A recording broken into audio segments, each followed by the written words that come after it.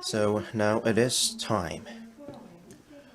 Thank you for being here to the Forum of Global Smart Grid Policy and Industry Trends. Thanks to Ministry of Trade and Energy Institute, and this forum hosted by the Green Energy Forum. And so I would like to deliver my sincere gratitude to you all for being here. And I am Kim Kyung-mi, announcer for today. Thank you.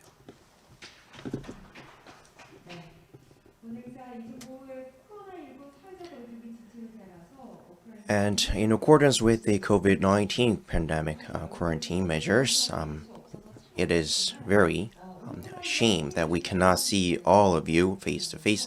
However, I wish the best health for you watching this live stream, and those who are here offline, please keep your masks on and follow the quarantine measures. The COVID-19 pandemic is prolonging, and now we're here having increasing attention in climate change. So we're discussing low CO2 emissions and how to bring green energy. So the academia's discussion is more active than ever. And now here we're to discuss CO2 decreasing and Green New Deal.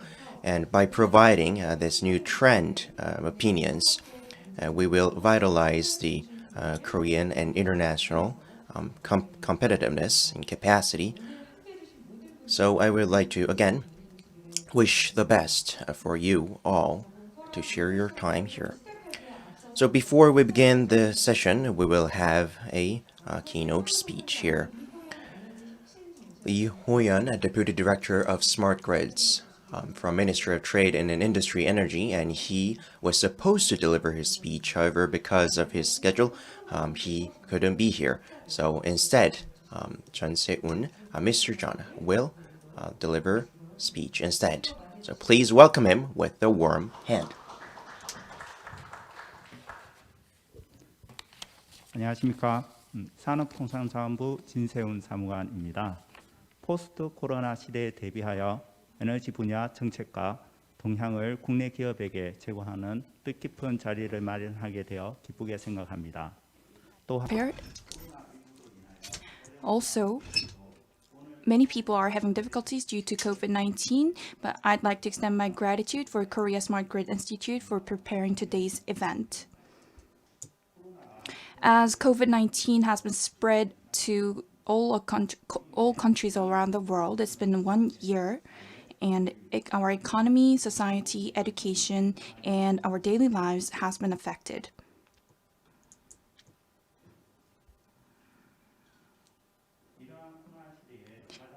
In this period of COVID-19, the keyword digital and eco-friendly is getting attention.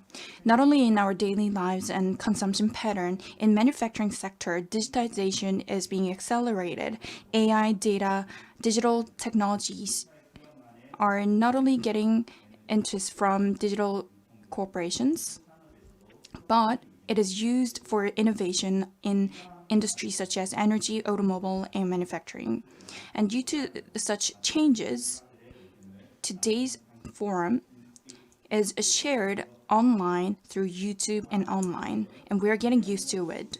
Also, due to unprecedented climate change, major countries around the world are addressing climate issues, and it is coming up with measures.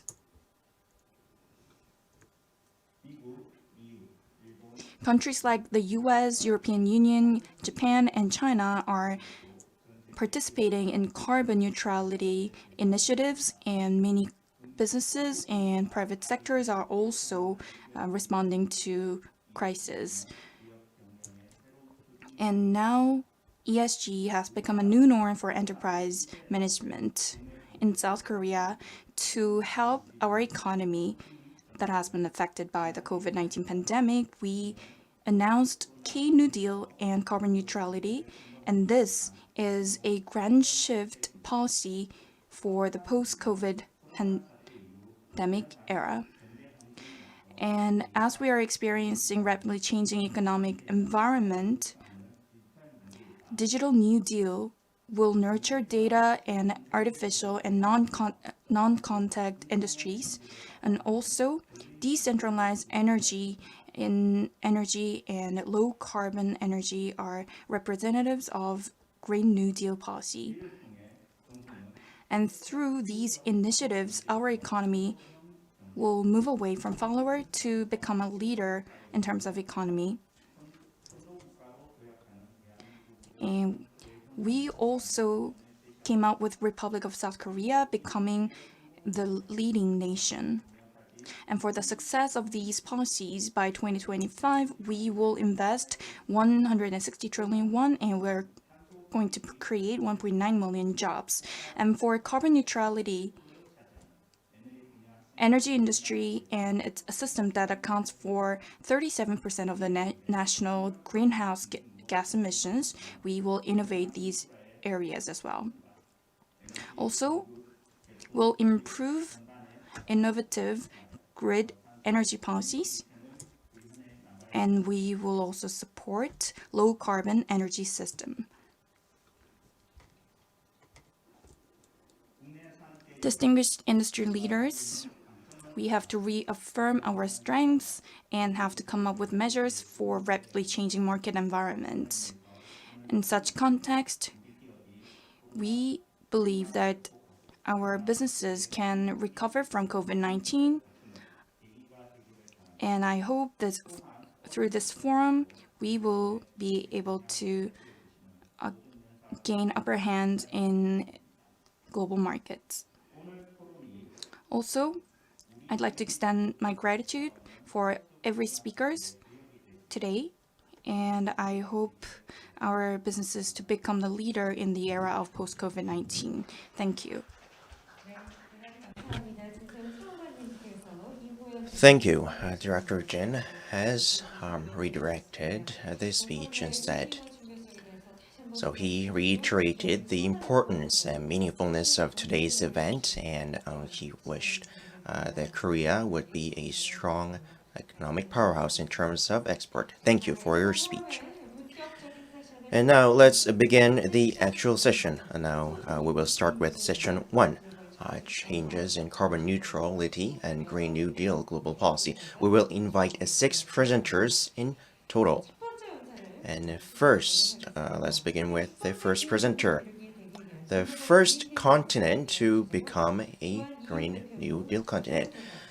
We have head of political and press and information section at the European Union, Mr. John Bockert. Please welcome him to this podium.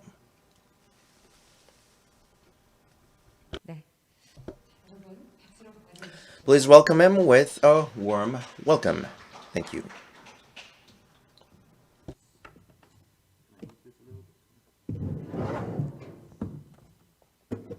Excuse me. Thank you. So good afternoon, ladies and gentlemen. Thank you very much for having me. My name is John Bogaerts. I'm the head of political press and information section at the European Union's delegation here in the Republic of Korea.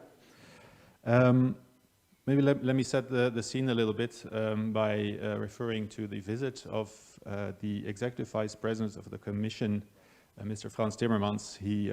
He's kind of our climate czar, and he visited Korea this week to forge a stronger alliance between the EU and Korea in moving ahead to fight this, what he consistently called the climate crisis. I will later on go into kind of the technical nitty-gritty of our Green Deal, but I think it is important to bear in mind what the overall aim of this is, and this is of course basically to save the planet for our children and our grandchildren. And we are indeed not only in a climate crisis but also in a health crisis, and as the Executive Vice President kept on repeating, of course, these are related also. There is the reason behind, or at least part of the reason behind this health pandemic is our neglect of biodiversity and the health of the planet. So before going into the technical details, I wanted to set out that great responsibility that we all bear together, and which is, I think, why the European Union is indeed striving to become the first climate neutral continent in the world, and why the people of Europe are pushing and pressing the politicians to take firm and robust action. It's not going to be easy, but a society-wide transformation in all sectors and a consistent effort by all is needed. So let me, and I will try to stick to the time. I may have a little bit too many slides, but I'll try to keep to my 15 minutes. So what are we trying to do? In December 2019, Ms. Ursula von der Leyen, the Commission President, has presented the European Green Deal. I'd like to underline here that we call it a growth strategy, cutting emissions and creating jobs. Sometimes I hear here in Korea that cutting emissions and having economic growth are incompatible, but I think the European continent has already proven that this is not the case. So our European Green Deal aims to achieve climate neutrality by 2050 while bringing economic growth. So it's a blueprint for a climate neutral Europe by 2050 and a sustainable future. So it aims to protect and conserve and enhance the EU's natural capital and protect also the health and the well-being of our citizens. Maybe also important to already flag here that we are trying to do this in an inclusive and just manner so that nobody is left behind. Excuse me. So the challenges are multifold. You can see it here. This is kind of a blueprint of all the challenges that we are facing and the actions that we need to take. And they're complex and they're interlinked. And we have to rethink all our policies across all the economic and social sectors. From industry, production, consumption, infrastructure, transport, food, agriculture, construction, as well as taxation and social benefits. So we're building an ambitious plan to include a broad set of deeply transformative policies that are truly systemic and interconnected. And this is kind of it's a bit of an older slide setting out the roadmap of the key policies that we hope to have.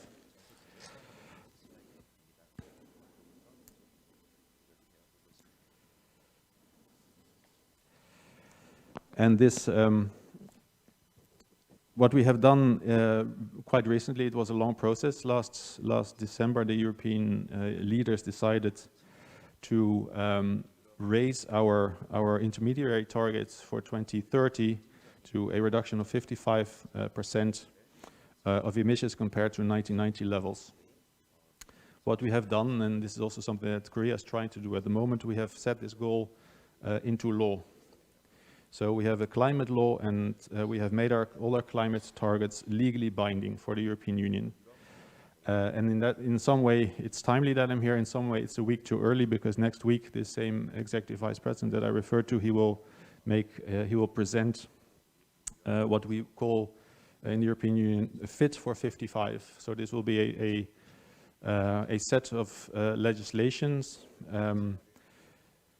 trying to set out in all the different areas that I will touch upon later what is needed to achieve these very, very ambitious goals. So please keep an eye out. I think it's next Wednesday when this will be done. It will be an uphill battle. I think we have 27 member states who all have to agree, who all have different interests, who all have different desires. But as we say, we have now put our goal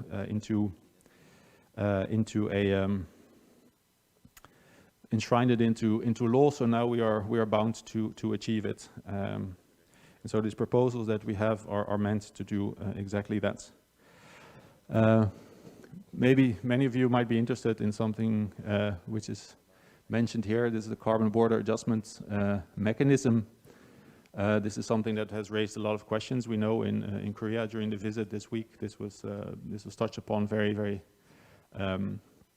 regularly. So let me maybe say a few words on it, that this carbon border adjustment mechanism will be fully WTO compatible, and it will be, the only purpose of it will be to avoid carbon leakage and basically preventing companies that are producing in Europe to go to another part of the world where they would be able to produce in using more carbon emissions. So that is the main goal. Maybe also to underline that this would take several years to come into force.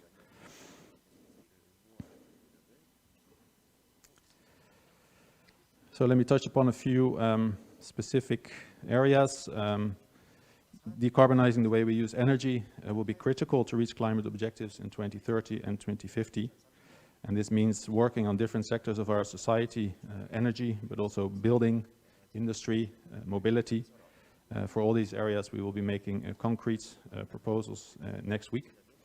But it's of course essential for us that renewable energy sources will play an essential role in this.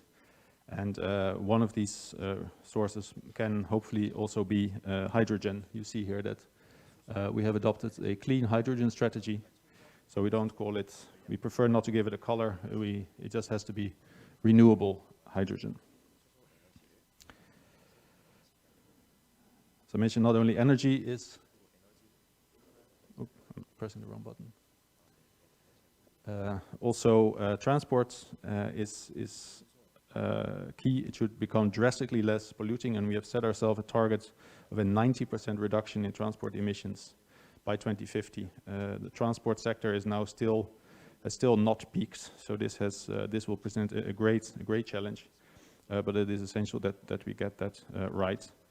And that's why we will adopt a strategy for sustainable and smart mobility that will address this challenge and tackle all emission sources.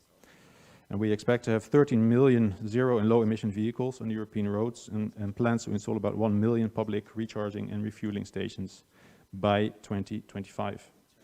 Of course, this infrastructure is essential for it to become successful. Besides energy and transport, the European Green Deal also addresses other systemic and interlinked challenges such as food production, biodiversity and environmental pollution. And strategic plans are being developed that need to reflect an increased level of ambition and have a truly transformative effect. You see that in Europe we call this from farm to fork in order to have a secure food supply, but which is done in a way to produce as little as emission as possible. I already referred to biodiversity. This is a key item for us as well.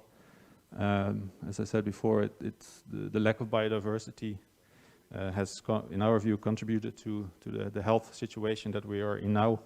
And without increased biodiversity, we will not be able to basically have any of the other elements successfully implemented.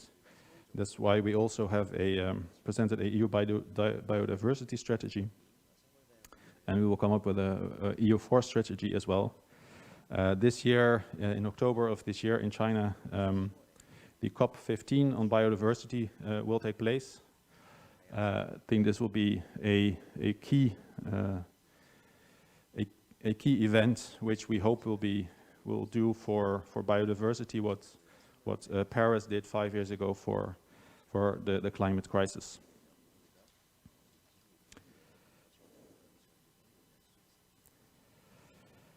So I mentioned health already a few times. This climate and health are closely interlinked. We need to ensure a pollution-free environment. This week we spoke a lot about plastics and also about microplastics. This is not only bad for the environment, but also very bad for people's health. Externalities like air pollution alone costs up to 24 billion euros of direct costs per year in the European Union. So this is something that we urgently also need to address.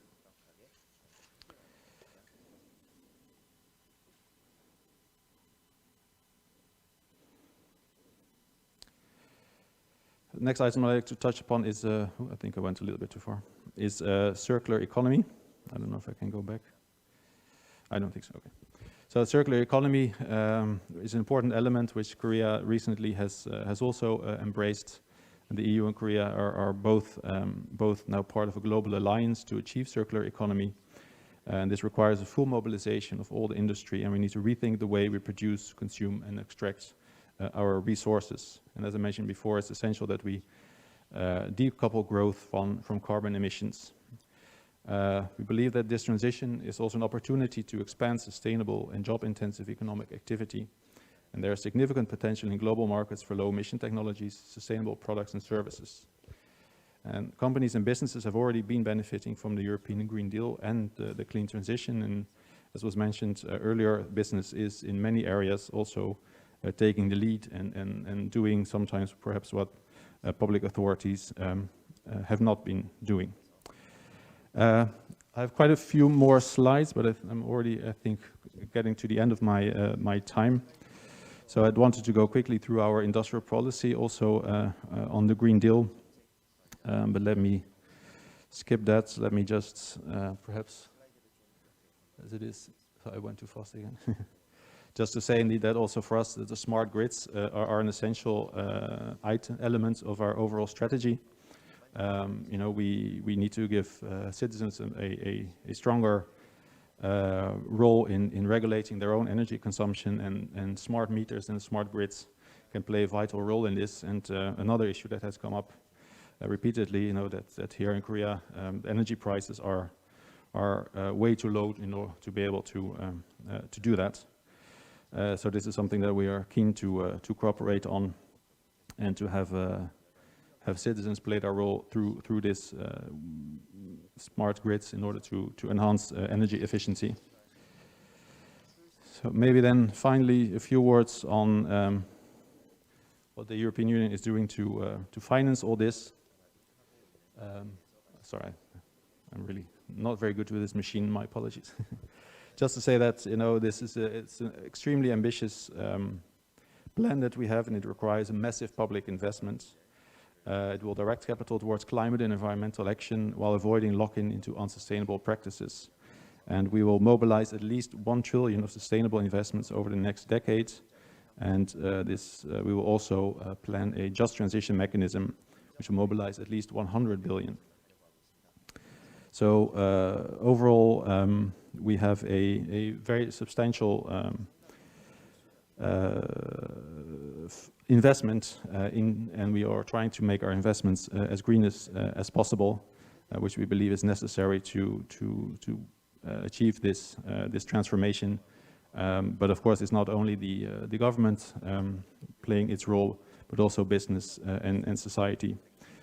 So we all have to do this together, as I say, to achieve and to innovate in order to have a growth strategy that is good for our businesses, but at the same time achieves the goal of a sustainable planet. Thank you very much. 네, 대단히 감사합니다. Thank you very much. Please give him a big pause.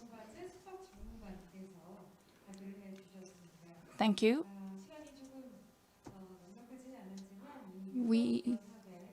There was a time limit, but we were able to share some policies in European Union. And the next is America. The Biden administration's carbon neutrality and Green New Deal policy. It will be delivered by Elizabeth Urbanes through video. I want to thank the Korea Smart Grid Institute for inviting me to speak about recent developments in U.S. clean energy policy. On his first day in office, President Biden fulfilled his promise to rejoin the Paris Agreement. As part of this commitment, the President launched a whole-of-government process to establish a new 2030 emissions target. On April 22nd, President Biden hosted the Leaders Summit on Climate, which underscored the need to strengthen ambitions leading to the UN Climate Change Conference this November in Glasgow. At this summit, the United States announced a new target for reducing greenhouse gas emissions by 50 to 52% by 2030, compared to 2005 levels. In addition, the U.S. set a goal to reach 100% carbon pollution-free electricity by 2035 and net zero emissions by 2050.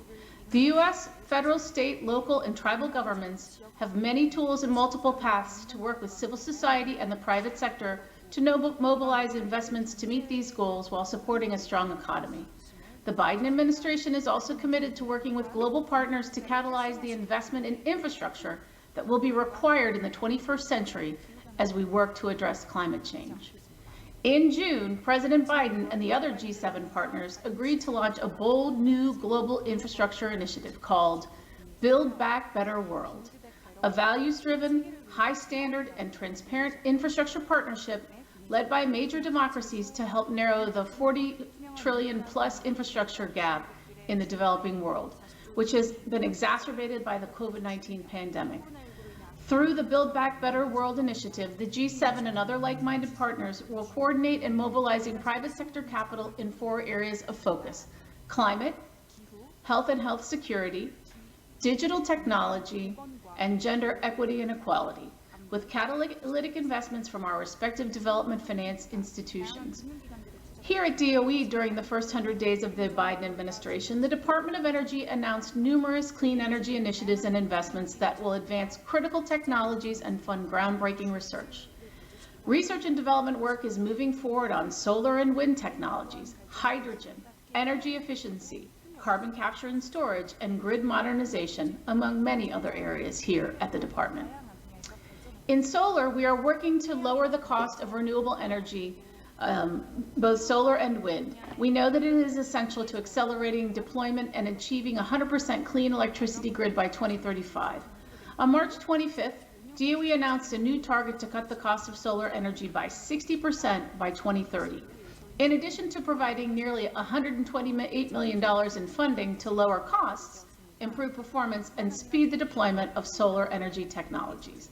DOE is accelerating its utility-scale solar 2030 cost target by 5 years, setting a new goal of 3 cents per kilowatt hour by 2025 and 2 cents per kilowatt hour by 2030. Earlier this year, DOE and the White House announced a new goal to deploy 30 gigawatts of offshore wind by 2030 in the United States. This effort will generate electricity for more than 10 million homes, cut 78 million metric tons of carbon dioxide emissions, and support over 70,000 jobs in the industry and surrounding areas. Also here at DOE, we recognize that hydrogen is a versatile energy carrier and chemical feedstock that can be used in transportation, power generation, and industrial applications that are difficult to decarbonize. The U.S. recently set a goal to lower the cost of clean hydrogen by 80% by 2030, making it competitive with gasoline. The Hydrogen Energy Earthshot, announced by Secretary Granholm on June 7th, aims to cut the cost of clean hydrogen to $1 for 1 kilogram in 1 decade. DOE's Hydrogen Shot will work alongside and leverage existing research, development, and deployment activities like H2 at Scale, which is targeted at enabling affordable and reliable large-scale hydrogen generation, transport, storage, and utilization of hydrogen across multiple sectors. DOE is supporting measures to reduce the carbon footprint of buildings through energy efficiency, which accounts for around 3/4 of electricity use and 40% of U.S. primary energy consumption. These efforts include a new initiative for better energy emissions and equity that will advance RD&D on clean heating and cooling systems like heat pumps, advanced water heaters, low to no global warming potential refrigerants, and smarter HVAC diagnostic tools. A national roadmap for grid interactive efficient buildings is being developed that will chart a path to triple the energy efficiency and demand flexibility of U.S. buildings within a decade. And finally, the Better Buildings Low Carbon Project will move forward, a project of the Better Buildings Initiative that will work with commercial, industrial, and multifamily organizations to set commitments and share pathways to low and no carbon emission buildings. DOE is also working to dramatically reduce the costs of carbon capture at industrial and power generation facilities and support large-scale pilots of carbon capture technologies, with approximately $174 million in federal funding announced for just this year. DOE's Energy Storage Grand Challenge is a comprehensive program to accelerate the development, commercialization, and utilization of next-generation energy storage technologies for various applicants. New targets include 5 cents per kilowatt hour levelized cost for long-duration stationary applications by 2030, which is a 90% reduction from 2020 baselines, and $80 per kilowatt hour manufactured cost for a 300-mile electric vehicle battery pack by 2030, a 44% reduction from current battery pack costs.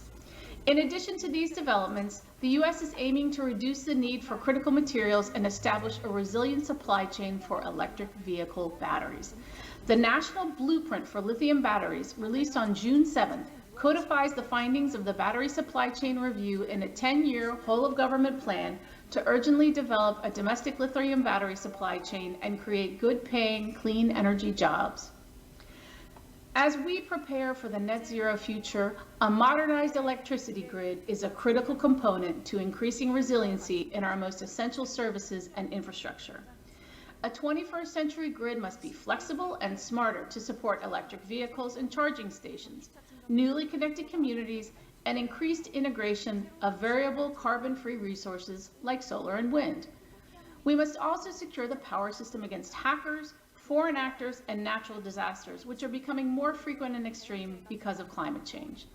DOE's Grid Modernization Initiative coordinates research and development and investments in technologies such as smart grids, demand response, advanced metering, grid-scale energy storage, and grid hardware that will strengthen the transmission and distribution systems.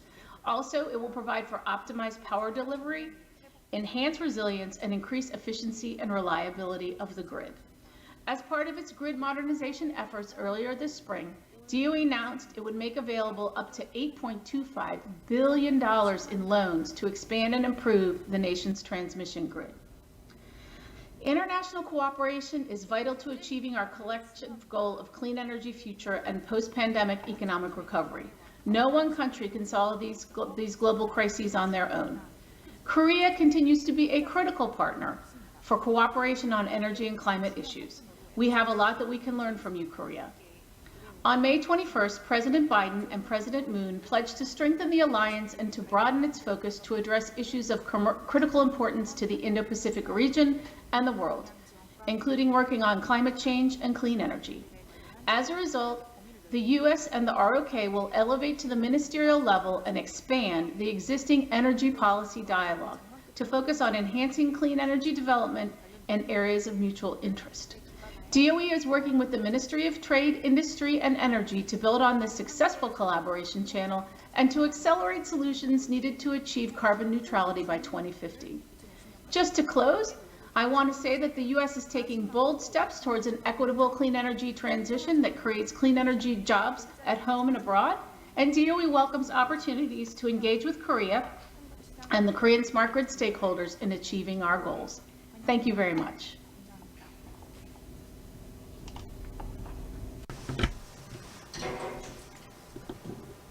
네, 관계함께 하겠습니다. 바이든 정부 Thank you for your presentation. President Joe Biden's administration's New Deal policy was delivered. So the United States is in partnership with South Korea, and they're putting efforts, and how President Biden is taking efforts. She shared about this. And now we will move on to the third presentation, which will be delivered by Japan.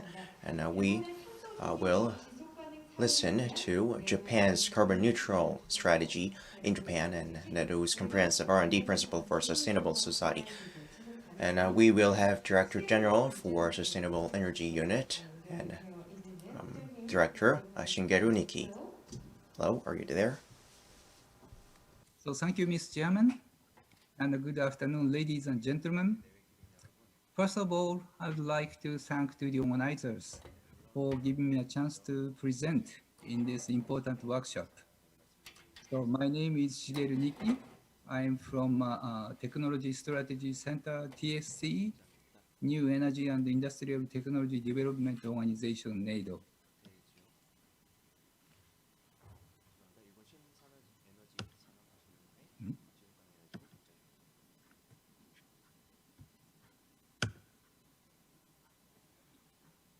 Sorry, I can't go to the next page now.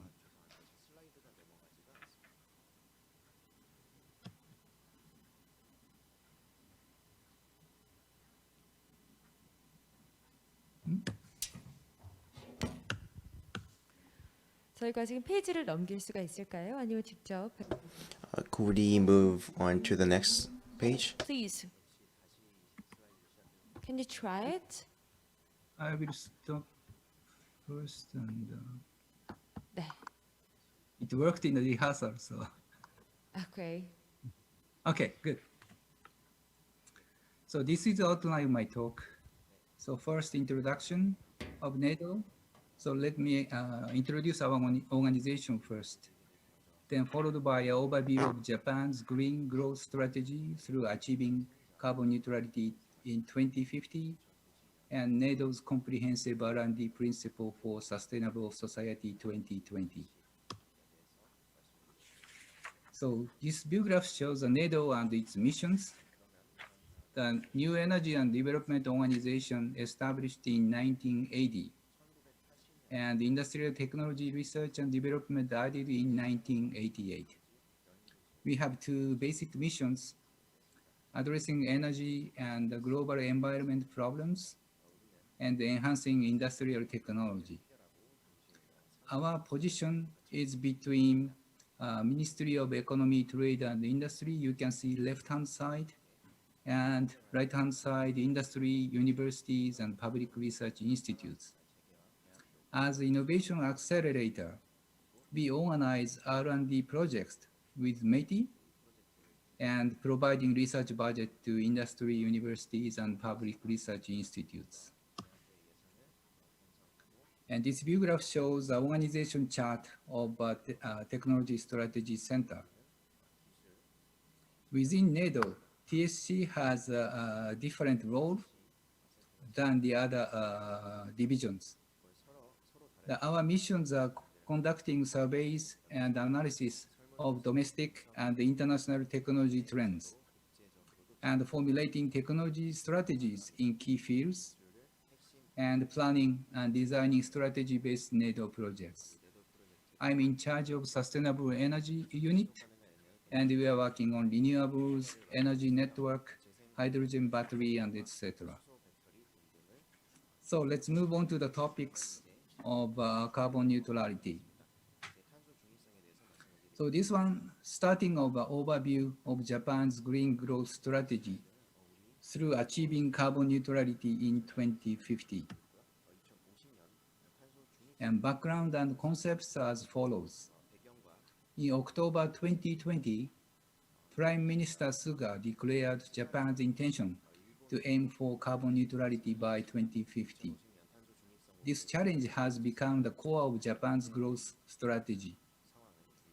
The green growth strategy is an industrial policy which aims to create a positive cycle of economic growth and environmental protection together with the business community. The aim is to set ambitious goals and fully support the private sector's efforts toward carbon neutrality. The strategy includes 5 cross-sectional policy tools and action plans for 14 sectors, and will be updated continuously. So I will explain the content of this strategy. So the second point, tackling climate change is an opportunity for further growth. And green growth strategy is industrial policy towards positive cycle of economic growth and environmental option. We understand this is not easy to realize. So the Japanese government supports for the private sectors to tackle ambitious goals. And that is the role of the government. The government presents a concrete national vision and goals which motivates business players. And this view graph shows decarbonization of electricity. That decarbonization of electricity is a critical issue we have to achieve. And as far as renewables are concerned, maximum introduction, grid development, cost reduction, and also batteries are very important. And regarding hydrogen power, increase of supply demand, infrastructure, cost reduction, these are very important issues. And thermal power generation with CCUS and carbon recycling and nuclear power. These two technologies can contribute to the decarbonization of electricity also. And we have to promote the electrification in all sectors. And for non-electricity demand, maybe we can use hydrogen and CCUS technologies. And storage of electricity and carbon neutrality. Carbon neutral society means electrification. So electrification is very important. And robust digital infrastructures and also semiconductor ICT industries. These are also can contribute to the decarbonization of our society. And we are now considering from this R&D to implementation and at the same time also cost reduction. We expect economic gain in 90 trillion yen in 2030 and 100 to 90 trillion yen to 2050.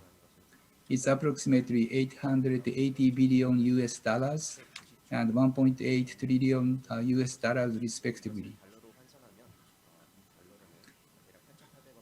And this view graph shows the energy outlook of carbon neutrality in 2050. So electricity demand will increase by 30 to 50. That's our expectation. Then reach to a 1.3 to 1.5 trillion kilowatt hour. And the maximum introduction of new renewables have to be achieved. Then many challenges such as power adjustment, transmission, grid inertia, and the social conditions, cost, and these are very important topics. And it is unrealistic to cover all electricity demand only with renewables. So setting 50 to 60% renewables in 2050 as a reference. And further innovation needed in thermal power plants with CCUS and hydrogen. 10% to be a hydrogen and ammonia power generation, and 30 to 40% nuclear and thermal power plants with CCUS as a reference. And this view graph showing the 14 sectors we are now focusing on. But this one was revised several before already, so the revised version will be published later. So let's move on to the topics of NATO's Comprehensive R&D Principle for Sustainable Society 2020. This one was published by NATO in February 2020. So climate change is a challenge that humans have to overcome. And NATO's vision of the future to reach for sustainable society is as follows. To keep the international society economically rich, environmentally friendly, and coexisting with nature after 100 years, 200 years even thereafter. To ensure that nature and the ecosystem diversity are maintained and continuously developed in the future. To meet the social needs of the current generation and not to impede on the social needs of the future generations, rather to pass on a better society to future generations. So this view graph shows three essential social systems for sustainable society. We believe the optimal harmonization of a circular economy and bioeconomy and sustainable energy is critical to achieve our target. So this one shows the current status and the future perspective of greenhouse gas emissions. The greenhouse gas emissions in 2010 were about 49 gigatons CO2 equivalent. Of these, 76% is attributable to carbon dioxide, followed by CH4, N2O, and fluorine gases. In 2050, approximately 15 gigaton is expected to be reduced by expanding conventional technologies, but still 40 gigaton CO2 remains. This comprehensive principle mainly discusses reduction of carbon dioxide emissions, though reduction of other greenhouse gases is also a future challenge. So this view graph shows estimation of marginal abatement cost. Marginal abatement cost is a cost which needs to reduce 1 more ton of carbon dioxide. So we usually use cheaper options first. So with decreasing the greenhouse emissions, we have to use more expensive options. So with reducing greenhouse emissions, the marginal abatement cost is increasing.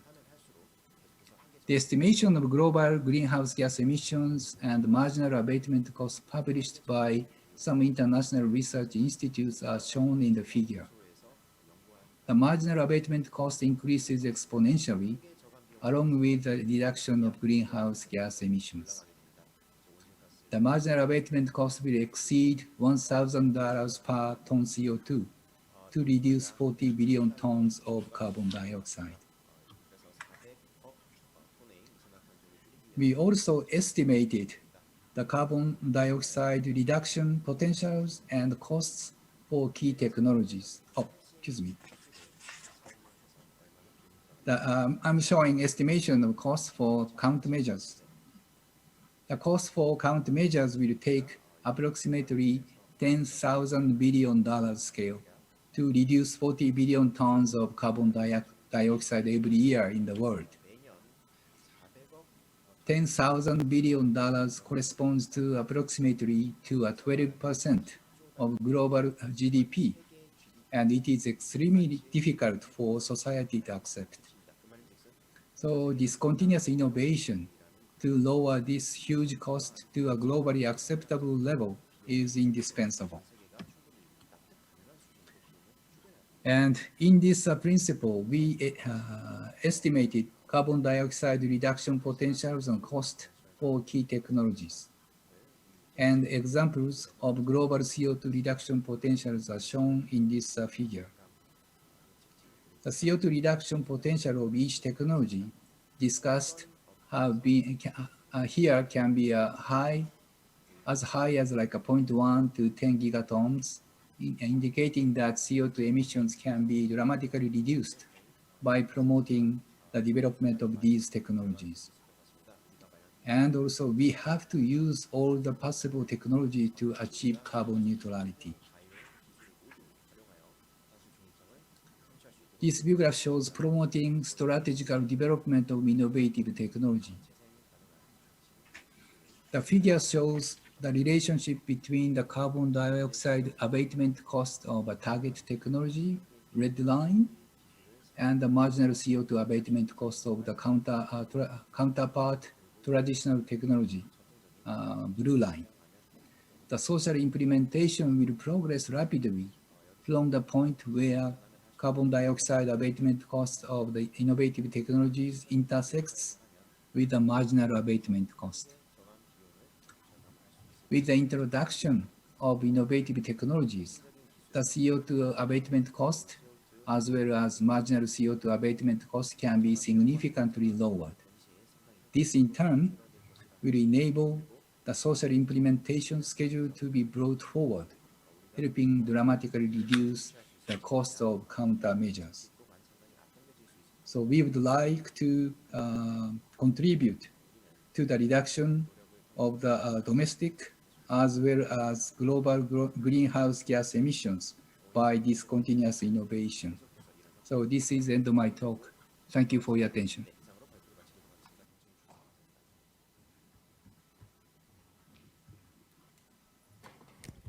Thank you. Thank you. 네, 여러분 박수를 부탁드리겠습니다. 이렇게 실시간으로 또 연결을 해서 is being live streamed.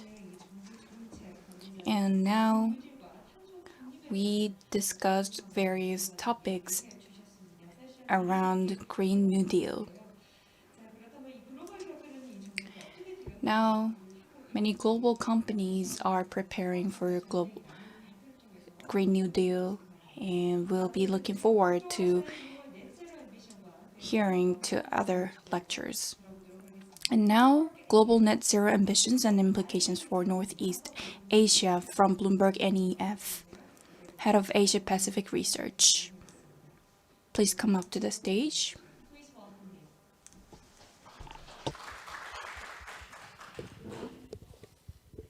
Thank you very much for the kind introduction. Good afternoon, ladies and gentlemen.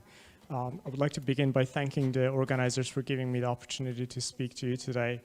I will take the next 15 minutes to share with you analysis that my colleagues do around the topic of energy transition. We had a great opportunity to hear from representatives from the European Commission, the US Department of Energy, and Japan's NEDO. If I may, as an independent research organization, I would like to share our view around where we see emissions going and what's needed. If I may make just one reference, we just heard from Nikki-san from NEDO, and one comment that was made around the cost of emission reduction that I want to pick up on. So Nikki-san mentioned that it might require a significant amount. So I think the number that was quoted was $10,000 billion to achieve, or over 13% of global GDP to achieve carbon neutrality. Two things I want to mention on that. One, it's very important to use the latest information to do this type of analysis. So for example, relying on the International Energy Agency World Energy Outlook from 2018, that's a bit out of date. The second thing is, whatever the cost of carbon neutrality is, the cost of inaction is going to be way more. So if you think about all the impacts of climate change today all around the world, we just saw what happened in North America in the Pacific Northwest, but also even here in Korea, where we have been dealing with unseasonally high rainfall. That's going to be a lot higher. So whenever we think about how much is it going to cost us to actually tackle climate change, please remember, if we don't do anything about it, it's going to cost us even more. With that, I thought to begin by pointing out the scale of the problem that we're dealing with. And this chart, what it's showing you is greenhouse gas emissions since the Industrial Revolution. And as you can see, as we started using more and more fossil fuels, emissions went up. And you can see initially it was developed economies. So you can see the blue and green, so the US and Europe, were the primary source of emissions, but more recently it's developing economies such as China and India. To zoom in and focus on the top 10 emitters over the last 3 decades, you can see that since 2005, 2006, China has been the largest emitter in the world, the US still number 2, and European Union, even though as a whole emissions in Europe are going down, is still the number 3. Now, if you look at per capita emissions for the same top 10, then you can actually see the performance of Korea is not great. It's true there are other countries, including where I'm from, Canada, where on a per capita basis is actually the numbers worse than here. But this shows you one of the issues that we need to really focus on, is that, of course, the absolute emissions are very important, but the emission intensity of the economy, as well as the emission intensity of the country relative to the population, is quite important to consider. Now, the Paris Agreement was very much welcomed, and certainly it was a significant global accomplishment. One of the diplomatic innovations in the Paris Agreement was to give every country the opportunity to set their own target. This was very good from a political negotiation perspective. The challenge is, even though the Paris Agreement requires all countries to sign on to a pathway compliant with keeping global temperature rise to less than 2 degrees, not all targets that were submitted are actually aligned with keeping global temperature rise to less than 2 degrees. This looks at the targets that the countries have submitted to the Paris Agreement process on a levelized basis, looking at how much absolute emission reduction each country has committed to achieve by 2030 relative to a 2010 baseline. The European countries have very aggressive targets, and certainly the new US target, as shown here, is quite aggressive and is aligned with a 2-degree pathway. Korea's target actually is not really. So Korea, even though, to be fair, the Moon administration did a good job of updating the target. Originally it was an emission intensity based target, so they have changed it now, and it's about a bit more clear and more ambitious. It's not enough to actually achieve a 2-degree target. And more importantly, when you look at across all of G20, even if these targets are all achieved, which is a politically question mark still, that means the G20's emissions would be increasing by 45% by 2030 relative to 2010, not decreasing. And the main reason for that is you have a lot of economies, in particular China, Indonesia, and India, where the targets that have been set actually allows them to increase emissions on an absolute basis. The other important consideration, of course, is targets are great, but are these countries putting in policy measures to achieve the targets? Here again, the European countries are doing really well, and to be fair, Japan and Korea are doing well. For Korea, the big question mark is what will happen after next year's presidential election. A lot of the policy measures in Korea today are through executive action. They have not been legislated. And I would particularly encourage our participants from the media to start asking the leading presidential candidates for next year's election, what are their positions around climate change? Now, I've spent a bit of time talking about policies. Let's talk a little bit about the good side of the discussions. So over the last 15 years, we have seen significant investment in clean technologies. A lot of this was led initially by various subsidy mechanisms available in Europe. So for example, Germany's feed-in tariff programs in the early 2000s. And then later on, other countries, including in the case of Korea with the Renewable Energy Certificate Program under the Renewable Portfolio Standards. These subsidy measures opened up investment by the private sector, which has led now to annually investments of around $500 billion in energy transition. The impact of these investments have been increasing deployments as well as manufacturing capacities of solar modules, wind turbines, lithium-ion battery packs, and as a result of that, we've seen significant reduction in the cost of these technologies. So for example, for solar modules, back in 2010, the average module price was $2 a watt. We are now at about 23 cents a watt, a significant reduction. For onshore wind turbines, we were around over $1.6 million a megawatt, and now we're around $740,000 a megawatt, significant reduction. And even for lithium-ion battery packs, we have seen significant declines, about 90% over the last decade. Even more impressive is not only the cost of the technology has declined, but it has gotten better. For solar, the module efficiency has gone up significantly. For onshore wind turbines, not only the turbines have gotten better, but developers have gotten better at actually deploying the projects and managing it, so the capacity factors have significantly improved. And again, on the lithium-ion battery side, we have seen significant improvements in energy density. The results of these cost declines and improvement in technology is that in 2/3 of the world today, when a power plant developer wants to select a technology, the cheapest technology for new power source is actually solar or wind.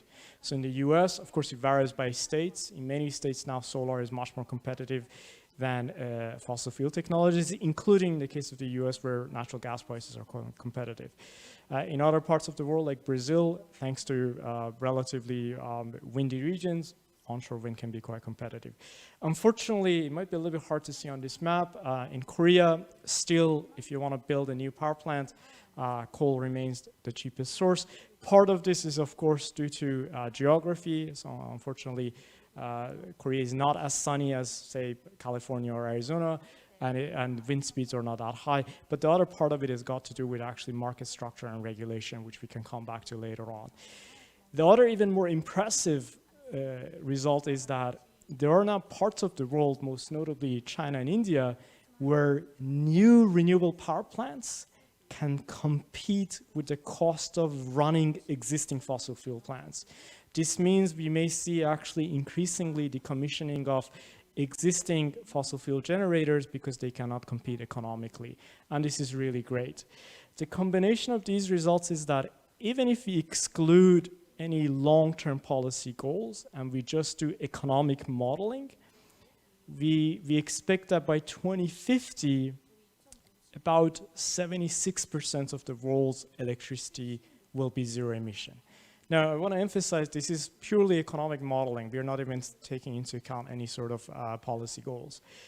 Similarly, when we look at the passenger vehicle segment, again, we see in terms of vehicle sales, by 2040, we expect about 70% to be electric vehicles, thanks to reduction of battery prices. So again, here we're not taking into account any sort of policy goals that countries have set.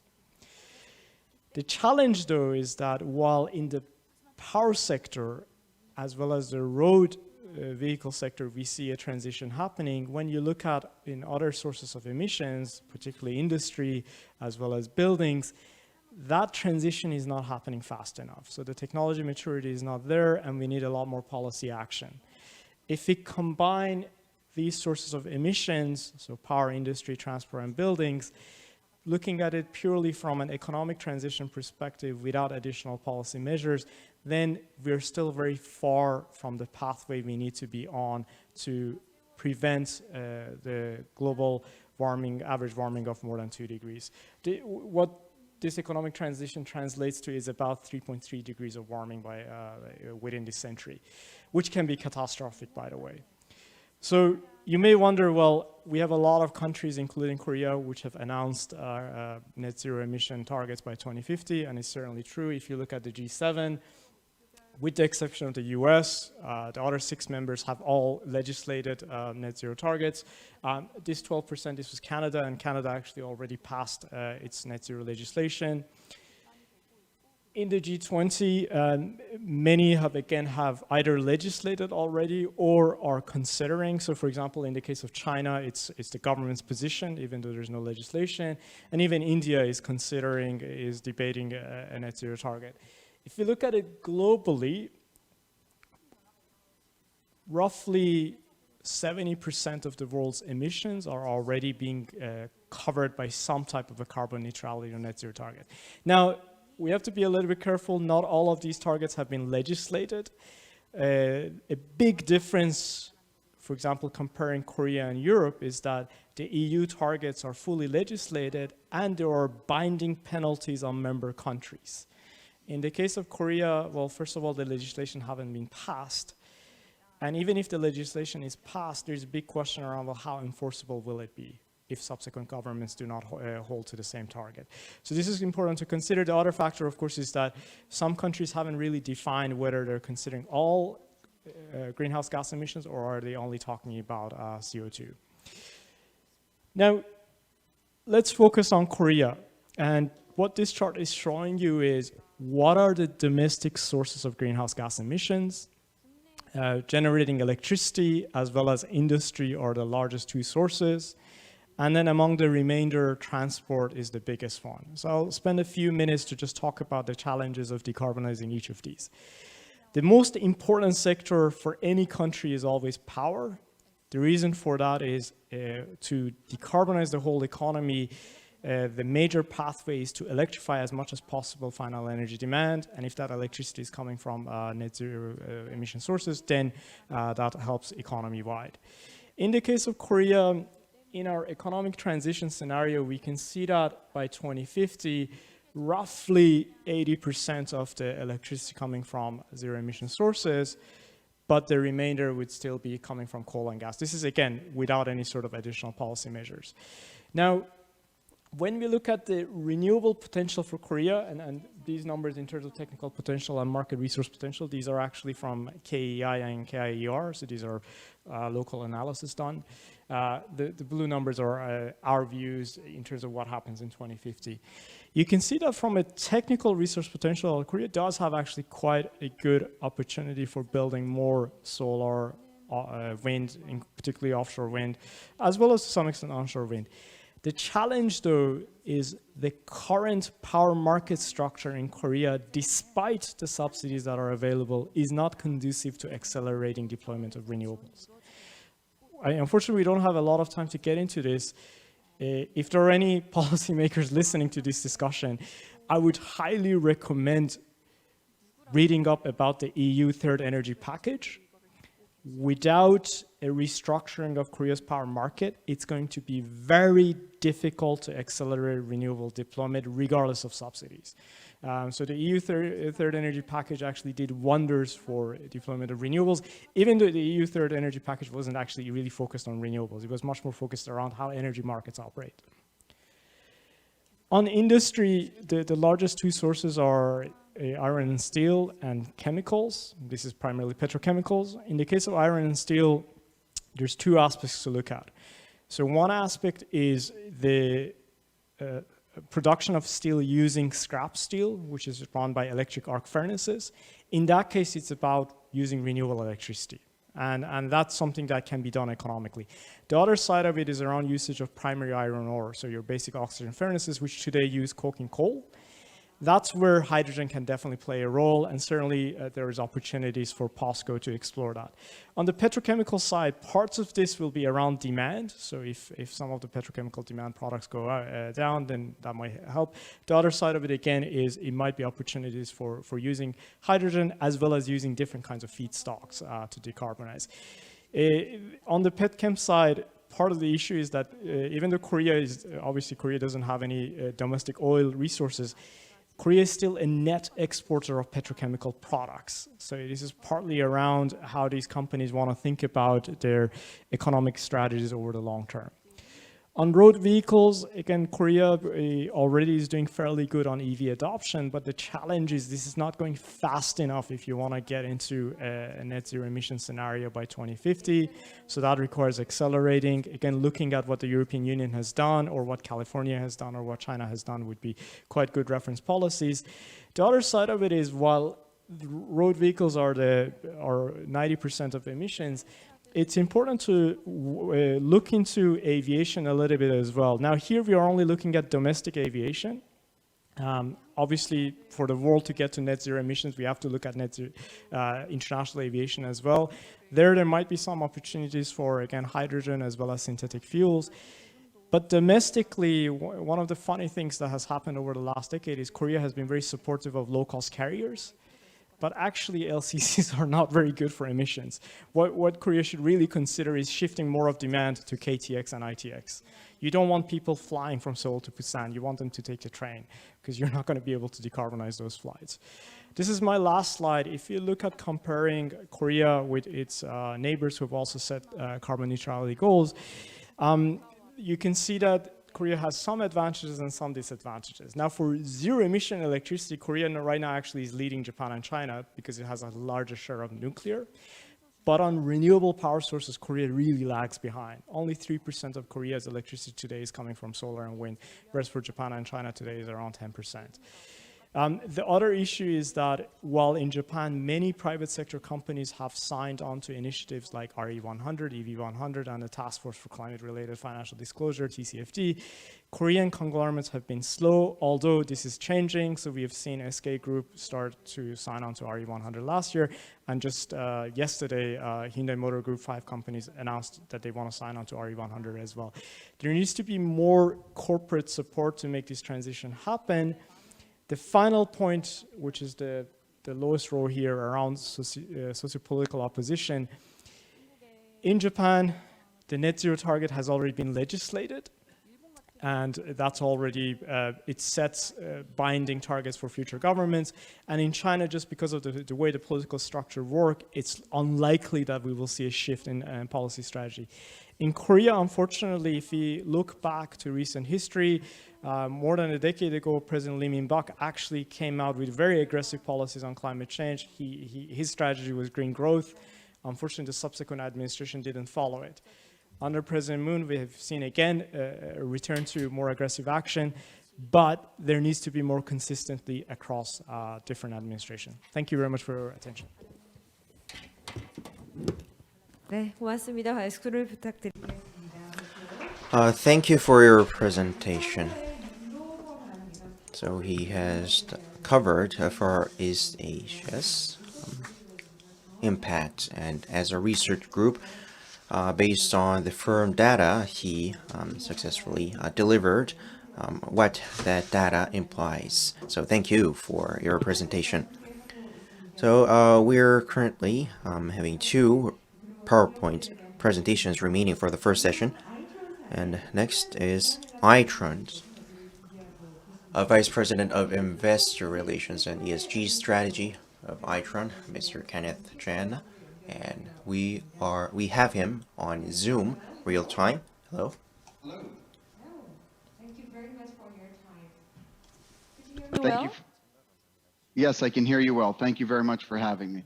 Thank you. Please begin your presentation. Hello, good afternoon, and thank you to the Secretariat and the Forum on Global Smart Grid Policy and Industry Trends for hosting me.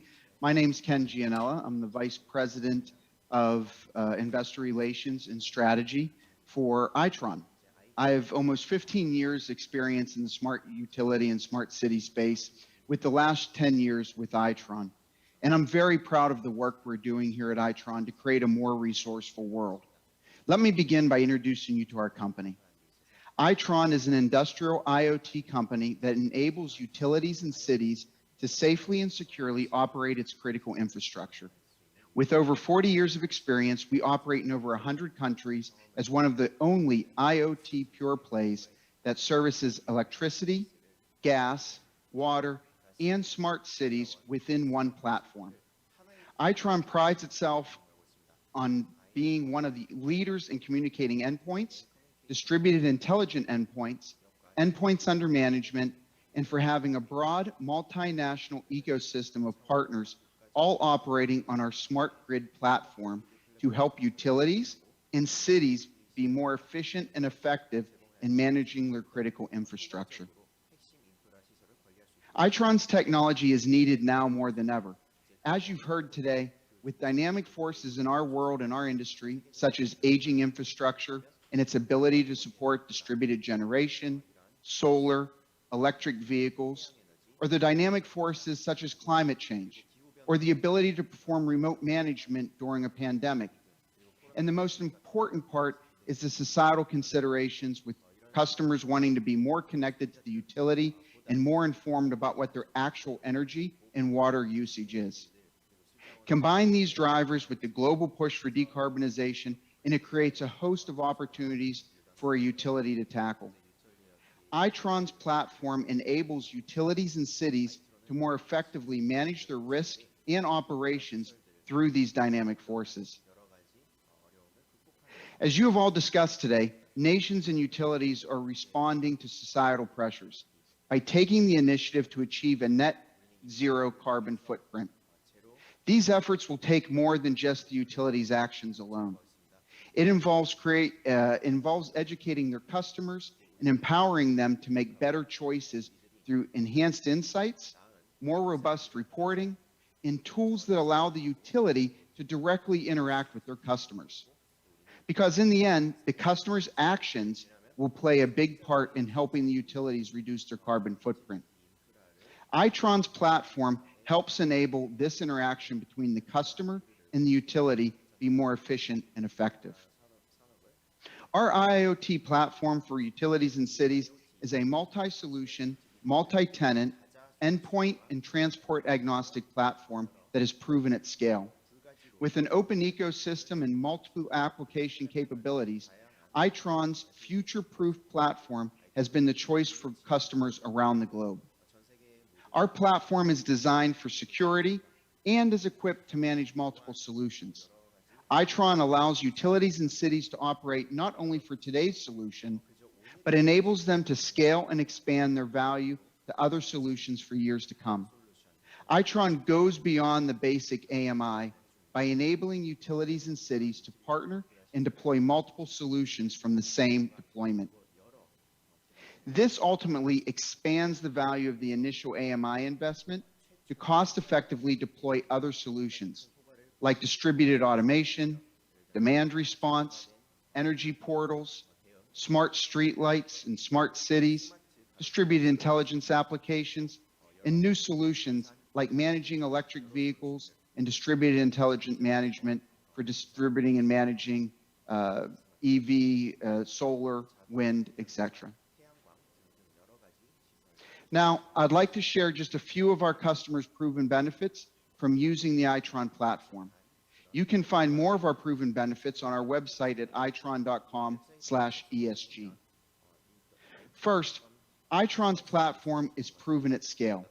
From high rises around the globe to wide open spaces, from extreme cold to humid hot weather, our platform is accomplished. Performing at scale is just the start of it. The ability to add on solutions over the life of the platform delivers the value long after its initial deployment. Itron, being transport agnostic, gives our customers the ability to deploy solutions via mesh technology, cellular, NB-IoT, even satellite, or all the above at the same time on the same platform. Being endpoint agnostic, Itron empowers the utility or city to choose the vendor or multiple vendors to fulfill their deployment or their outcome goal. This gives our customers the flexibility and freedom of choice to choose the right set of partners for their solution. An example of device and solution flexibility I would like to share is around safety. In New York City, in an effort to reduce the risk of gas explosions, one of our customers is deploying a methane gas sensor that to date has detected hundreds of gas leaks, avoiding potential disaster. By leveraging their existing Itron platform and our ecosystem of partners, this utility has proven they can reduce risk for both their operations and for their customers. Next, I'd like to focus on demand response and the part that it plays in reducing greenhouse gases to achieving net zero carbon goals. As you've heard throughout the day, and as I mentioned earlier, decarbonization is very important to both utilities and our society. Itron's platform enables multiple solutions, including demand response, distributed energy management, and sub-metering capabilities. These tools empower the utilities customers, who are you and I at the end of the day, to take action. As I mentioned earlier, to decarbonize, it takes both the utility and their customers to work together. During peak situations, leveraging a demand response solution and the simple reduction of demand of electrical usage can have a large impact on reducing cost to the utility, the cost to their customer, but also on the amount of greenhouse gas that is emitted.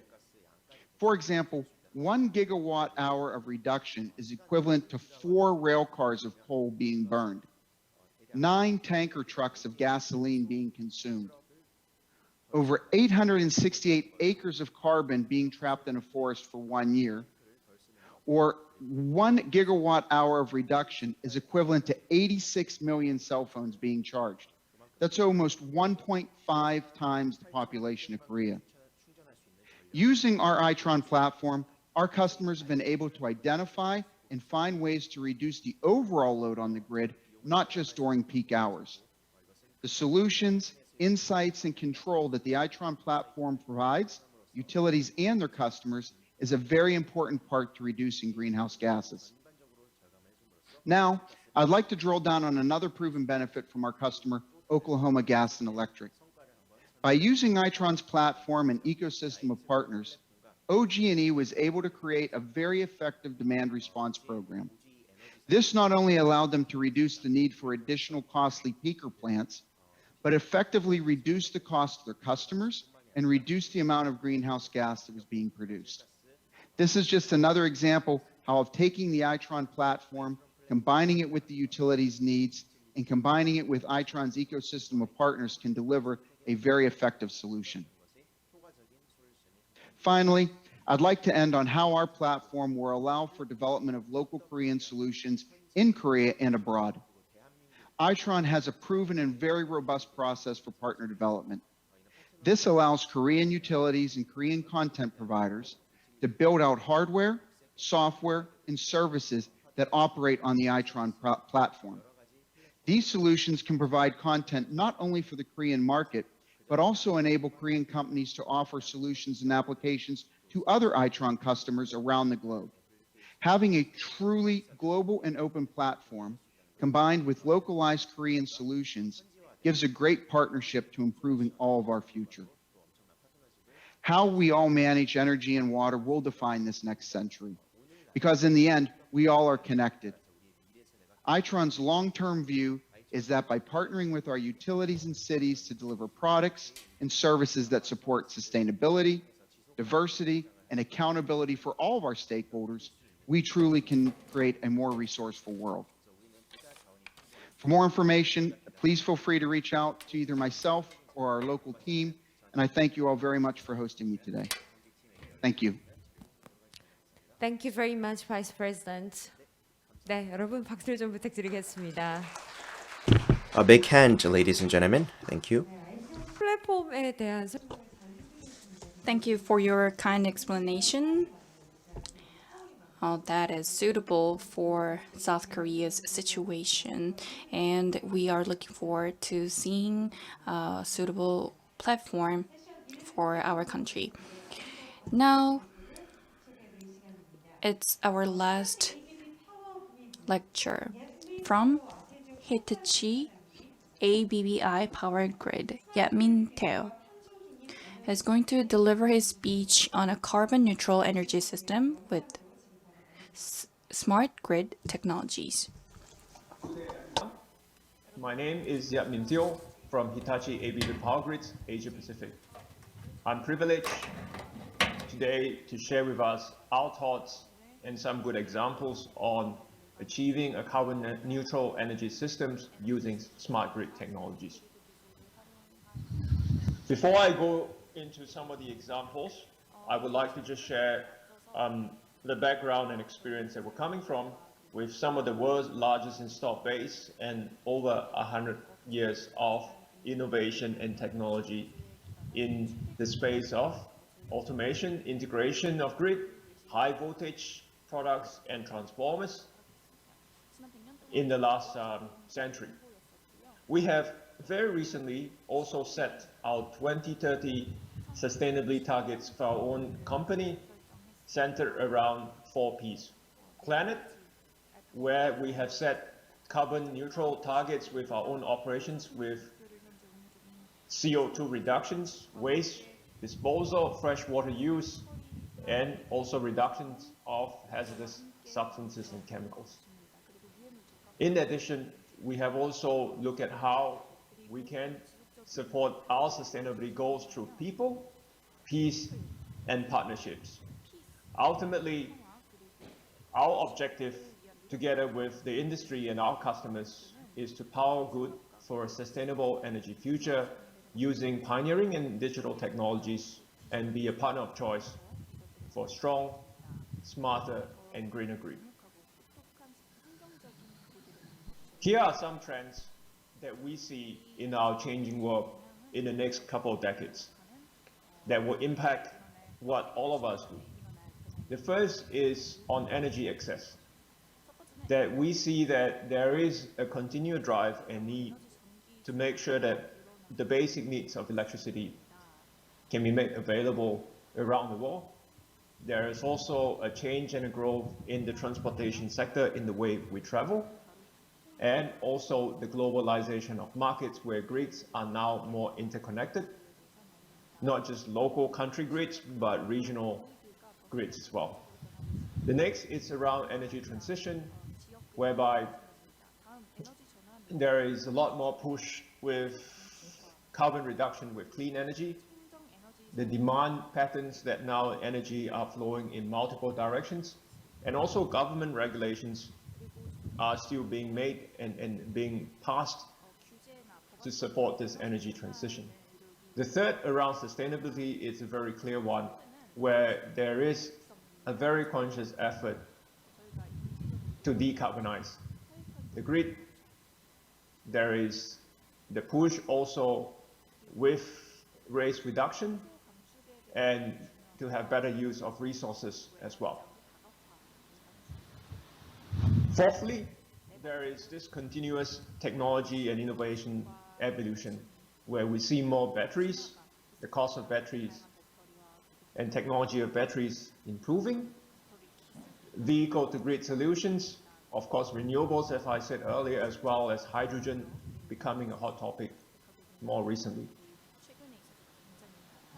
Last but not least, in the area of digitization, is that this has now become an even more key, profound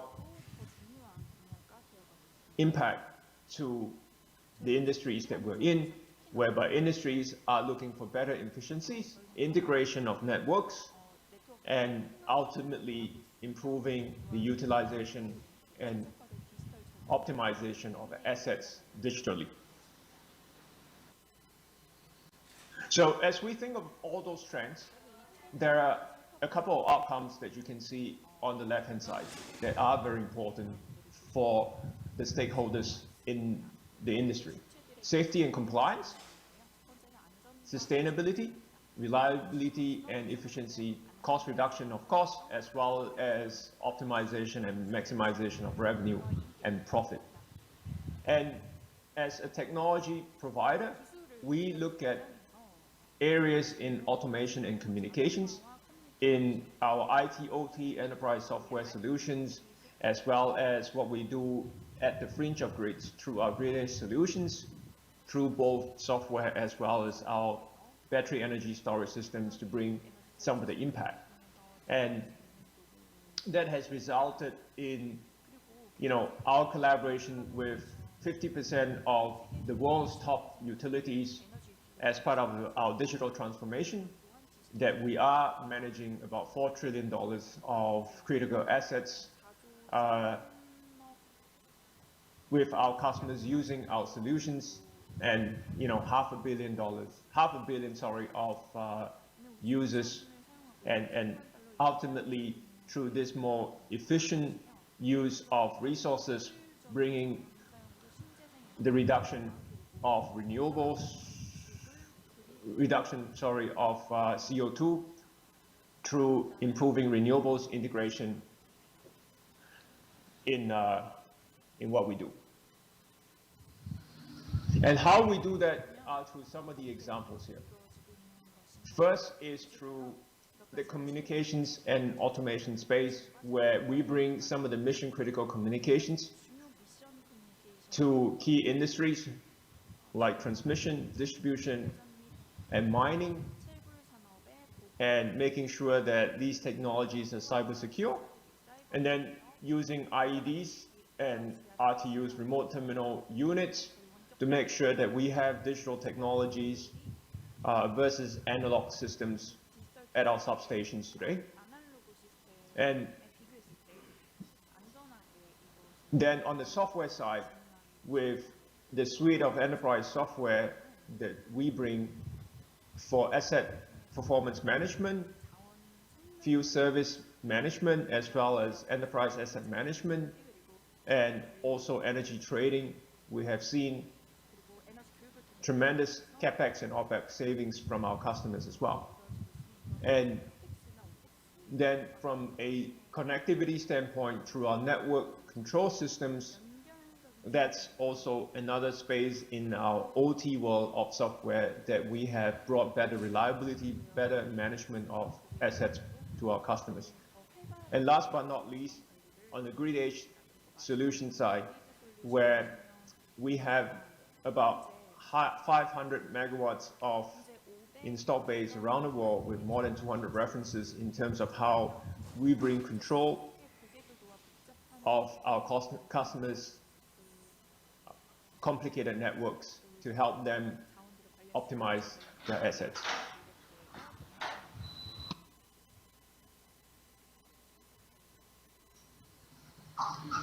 Here are some examples of how the technology has been applied to bring around efficiencies and help us to drive carbon neutral.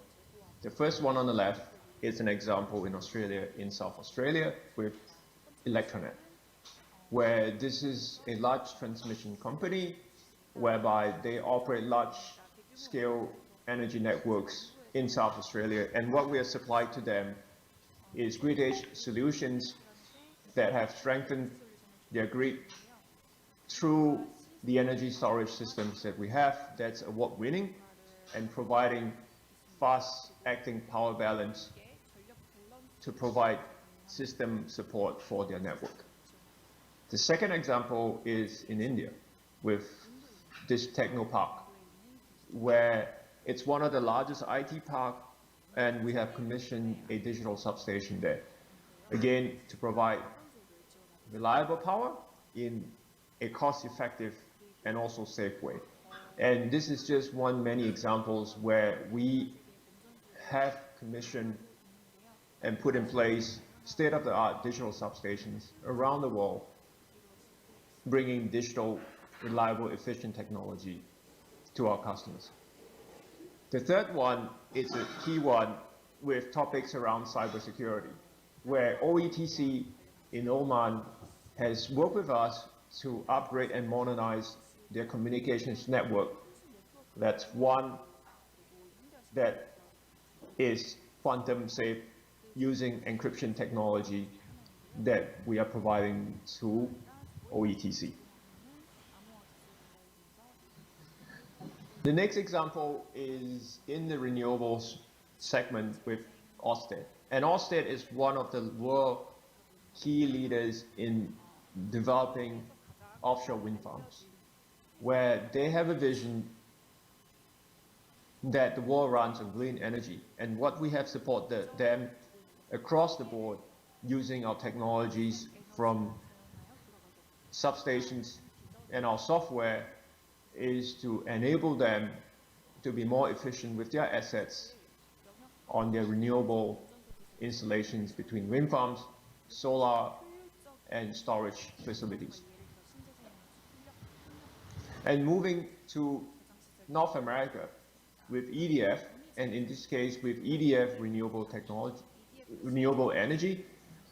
EDF is using our software in energy portfolio management, known as Velocity Suite, to analyze the data that they have across their network so that they have a strong, robust view of the transmission system topology and to be able to have the results from the model to help them to make better, more robust decisions in their business.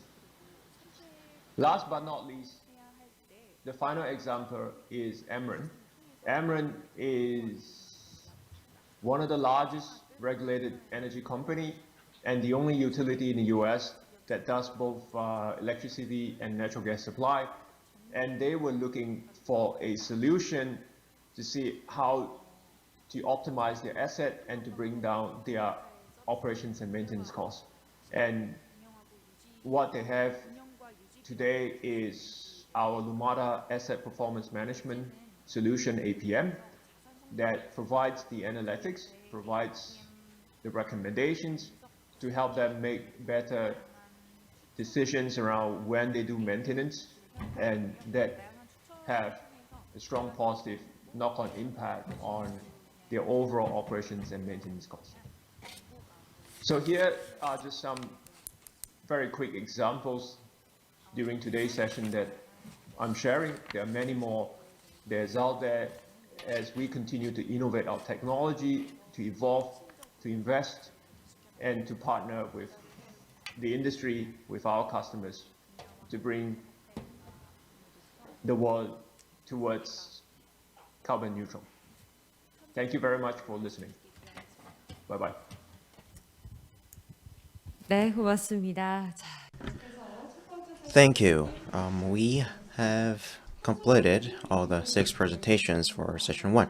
So under the theme of carbon neutrality, we had 6 presenters here, and they introduced each nation's policy, and we have also listened to each nation's companies' examples. So thank you. So for session 1, you have a lot of time. You spent a lot of time sitting here, so we will have a break session. We will have about 10-minute break, and we will be here again at 2:50. So if there are any questions, then please ask your questions to the industry sector for us, then we will provide answers. And those who are here offline, if you go to the lobby, then there is coffee prepared.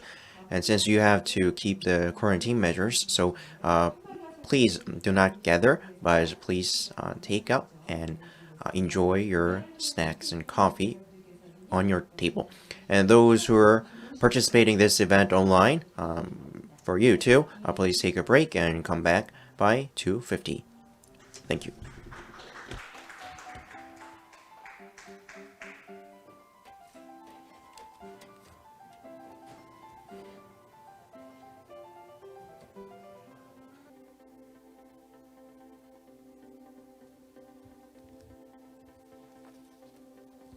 네, 본 포럼의 이제 세션 2를 곧 시작하겠습니다. 모두 마련된 곳에 착석을 부탁드리겠습니다.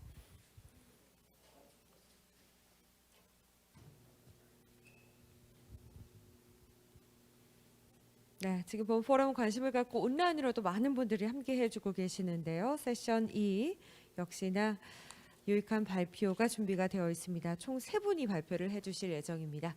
모두 착석을 해주시고 자리를 정돈해 주시기 바랍니다.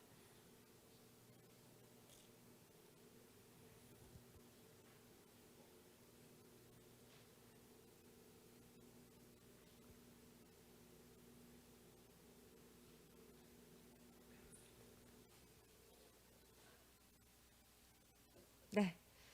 자, 여러분 즐거운 휴식 시간 되셨습니까? 지금 온라인으로 함께 해주시고 계신 여러분께도 감사의 말씀을 드리겠습니다. 자, 세션 2는 전력 및 신재생 에너지 산업 수요 전망 및 진출 전략이라는 주제로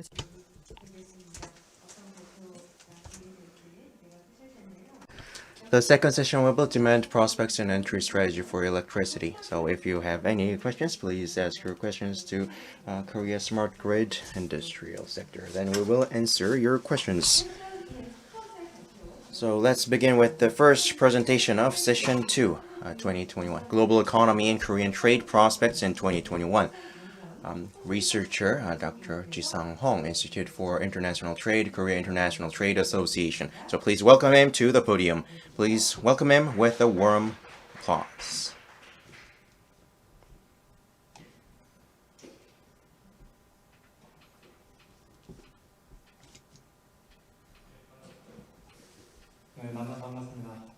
Good to see you all. I'm Hong Ji-sang from Kita.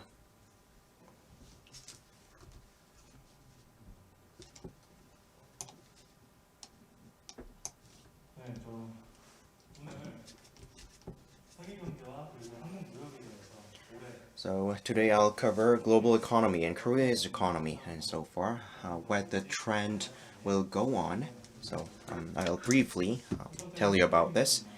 First of all, I'll begin with global economy outlook, and next Korea's trade outlook, and then our challenges and tasks for Korea's trade. For your information, Kita provides economic outlook 2 times a year. So we come up with half-year outlook and then 1-year outlook. So last time was the 1st of July and June, the last day of June. But we don't directly cover world economy. But today I'll cover IMF or OECD or other renowned international organizations average data. We study that data and deliver that. And as you may be aware of the fact that the global economy is expected to show a 6% growth rate this year. Last year, it showed relatively low because of COVID pandemic. It was almost 3%, but this year, we're expecting to see upward trend, and developed nations are expected to show 5.1%, and emerging economies will likely to show 6.7% growth rate according to IMF, and even OECD said 5.68%. United States 6.4%, 6.9%, and Euro 4.3%, and Japan 2.6%. And I always reiterate that when you see this data, instead of seeing the actual number, but it's recommended to see the adjustment gap. And IMF and OECD, they keep updating and edit the yearly data, and the recently adjusted data, they by little they increased after adjusting, and COVID-19 pandemic hit the global economy. However, nowadays there are some more optimistic viewpoints. So please keep that in mind. And IMF showed 0.5 percentage point increase. And among developed nations and emerging nations, the developed nations showed higher percentage. So, for example, 0.5 percentage point. Next is international trade. So the previous slide was international trade and trend, but this is trade. So we combine export and import. And the WTO present this every year. And here it's rather volume than amount. So this is liquidity. So most of the data released by news media outlets, it's usually about amount. However, the WTO rather covers volume, and they announce volume. So in 2021, the WHO projects that the international trade volume will increase by 8%. So, and they adjusted it by 0.8 percentage point increase. And likewise, the international trade is seeing more optimistic growth compared to the past projection. And there are differences between different nations. And most of nations showed plus growth, but recently, if you take a look at the adjustment in North America or Mid and South America, there was minus. And in Europe and Asia, it got plus adjustment. And if you take a look at the below, it covers imports. And for each respective nation and continent, it shows the market scale itself. For North America, for import, the import was adjusted to a plus measure. And for Europe and Asia, there was some minus adjustment, so there was downward trend.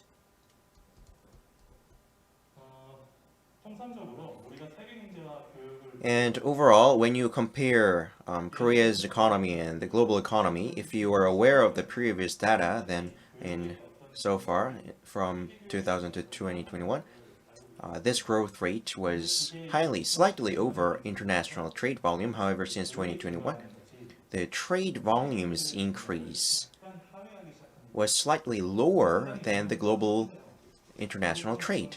So this indicates a lot because usually global trade counts in volume. So if economy recovers, then international volume elastically increases or decreases. But in 2021, relatively, this yellow-colored line is slightly below the blue line on the left recently, which means before COVID-19, there was a trend where international trade volume was lower, and now there is a nosediving graph chart here, which happened during the international finance crisis.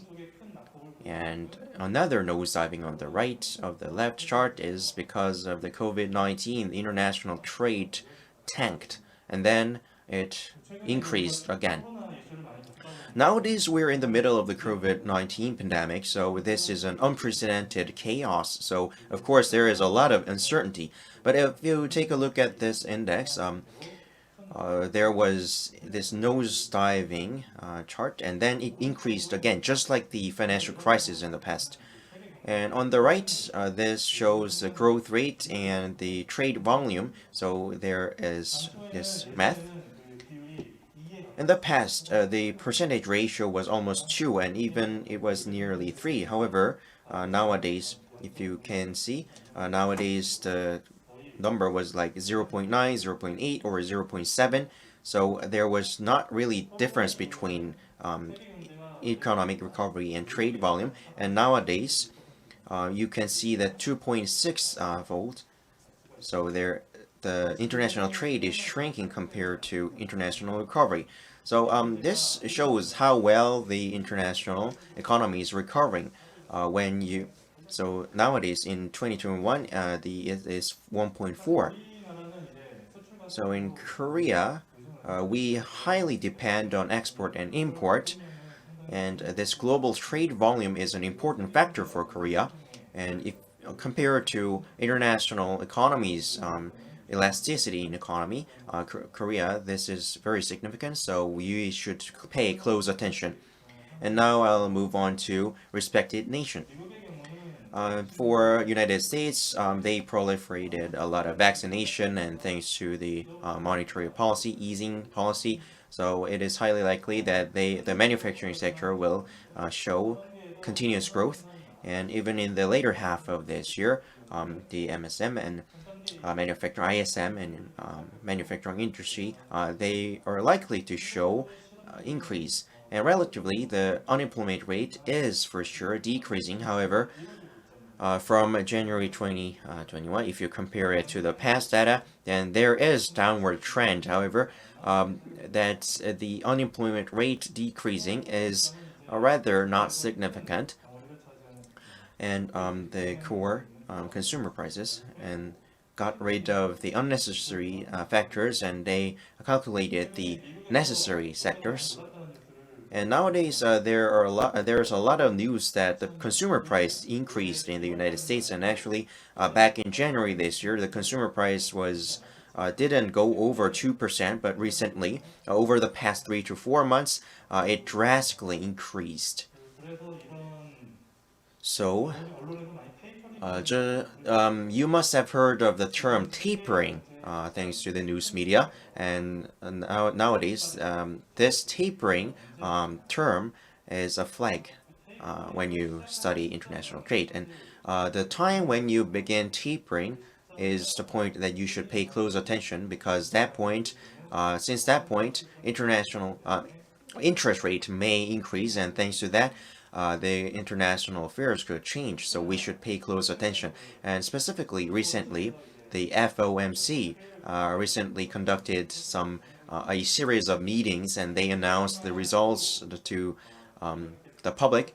And recently, they said that they wouldn't shrink the liquidity. They said that the gap would be limited. However, nowadays, it seems like there are different opinions inside. And in the history, there was only one tapering back in 2009 when the Asian economic crisis began. When they said they will begin tapering, then it took 7 months to actually begin tapering. And since it began, the United States actually raised the interest rate was 2 years after adapting the tapering. So it actually took 2 years and 7 months. However, here, as you can see on this slide, the consumer price rising, and Eurozone is also seeing a lot of consumer price increasing.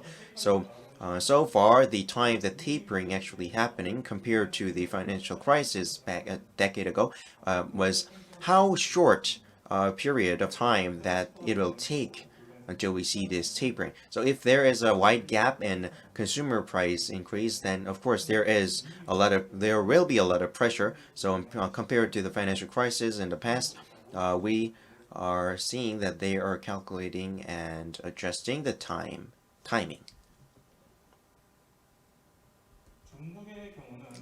Now let's move on to China. China is taking economy supportive measures, and the keyword for China is export. China is recovering a lot of export, so China, which is a big elephant in the global economy, and they are seeing a lot of growth. And this year celebrates the 100th anniversary of the Chinese Communist Party, and next year will be the 10th anniversary of President Xi's. So this is very symbolic. So of course this will imply a lot of impacts in China's economy. So United States tapering issue is a thing. However, internally in China, and especially small and medium-sized companies in China, they have a lot of settings in favor. So even in China, the wholesale and retails, there is downward pressure. So that will continue until this later half of this year. And however, on the other hand, the export will recover, and the consumer price, just like other countries, it is showing a lot of change recently. Next is Europe. So Europe, just likewise, they are expanding vaccination, and thanks to that, that is recovering the economy. And their characteristics in the first half of the year, they didn't show significant recovery in the first half until April. They did visualize growth, but relatively, the wholesale and retail industry is showing a dramatic increase, and of course they will continue that in the later half of this year. And in Europe, the characteristics is that the households consumption is acting as a locomotive of their economic recovery. And ever since the COVID pandemic, there is not tanking statistics. However, after there are worries that the unemployment rate would increase afterwards, and the consumer price is rapidly hiking nowadays. So for this consumer price, it's not only Europe, China, United States problem, but this is a global trend in the entire globe. So far, I have covered international economy, and now I'll move on to Korea's trade. So far, we have accumulated data for June, and that is shown here on the table. And we saw like $303.2 billion of export, and $285.1 billion of import, and $588.4 billion of international trade, and trade surplus was 18.1 billion US dollars.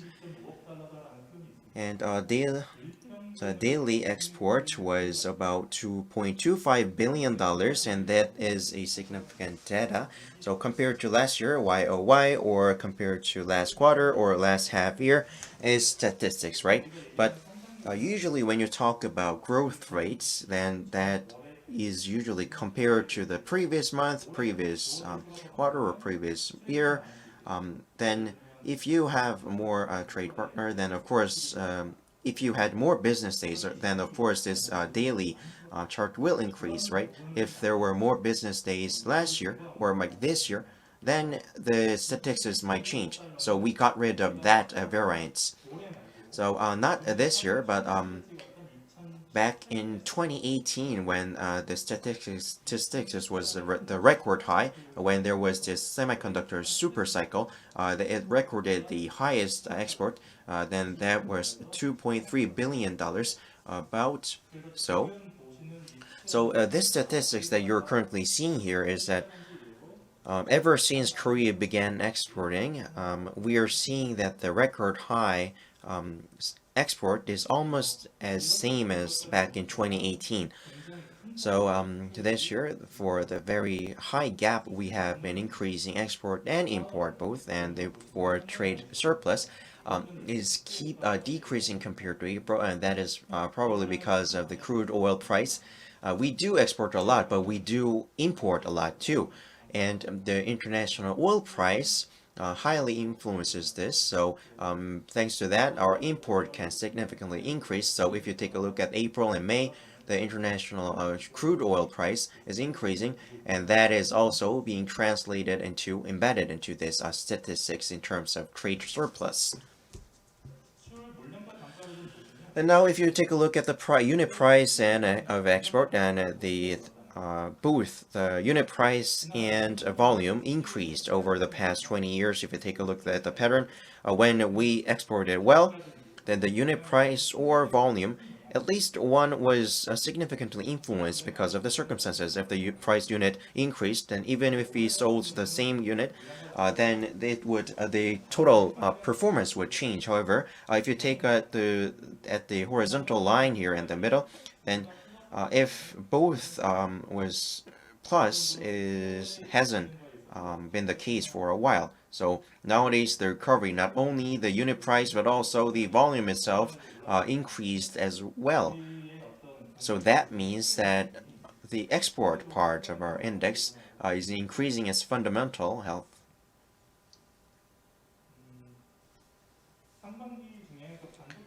In the first half, the semiconductors and automobiles have significantly increased, and petrochemical goods and crude oil prices increased. And this data is from the Bank of Korea, and each month's 25th, they announce this data, the volume and unit, and this is data for that.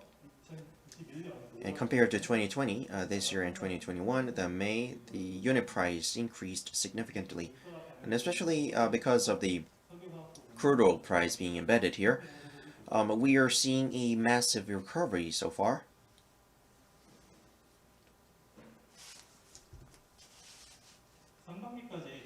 And so far in the first half, I covered the key sectors. Last year, because of the COVID pandemic, all the red-colored items decreased in exports, and this year, even though there was COVID, we recovered sales, and especially for semiconductors and petrochemicals and automobiles and vehicle parts and other conventional products performed well. And number 10, biohealth and telecommunications and secondary cell. Those new industries are also seeing a lot of increase in exports. And this year's export is recovering well, and we studied what items specifically showed good performance. So far in first half, we see semiconductors, petrochemicals, and automobiles. And Kita is saying that there was huge recoveries back in 2018. Although Korea recorded the highest sales, however, that was highly thanks to the semiconductors super cycle. Just solely thanks to the semiconductors, the semiconductor sales growth rate was 57%. So that record high performance was purely thanks to semiconductors. And back in 2018, if you take a look at that, the semiconductors contribution was 80%. However, even if you combine all the top 1, top 2, top 3, that is still 43%. That means that we are not solely just relying on a limited number of items, but they are evenly contributing to the sales. So the overall performance is keep improving, which is good news for us. So, and this trend is likely to continue in the later half of this year. And here is new industry. So we included these 8 items in partnership with co-research with Ministry of Trade. And we have a next generation semiconductors, biohealth, next generation display, new energy industry, EVs, new materials, aerospace, and robots. And if you take a look at here, the left dots here on the right of the left chart, and the blue one is the conventional exports. That means that this year we're seeing a lot of export performance increasing. However, the 8 main key sectors are seeing even higher growth rate, so which is good news for Korea. So this year, if you take a look at the yearly data here, overall, the yearly export is seeing that 601.7 billion dollars, and we are expecting that to increase in later. If we include later data in 2021, and this trend will continue in the later half of this year.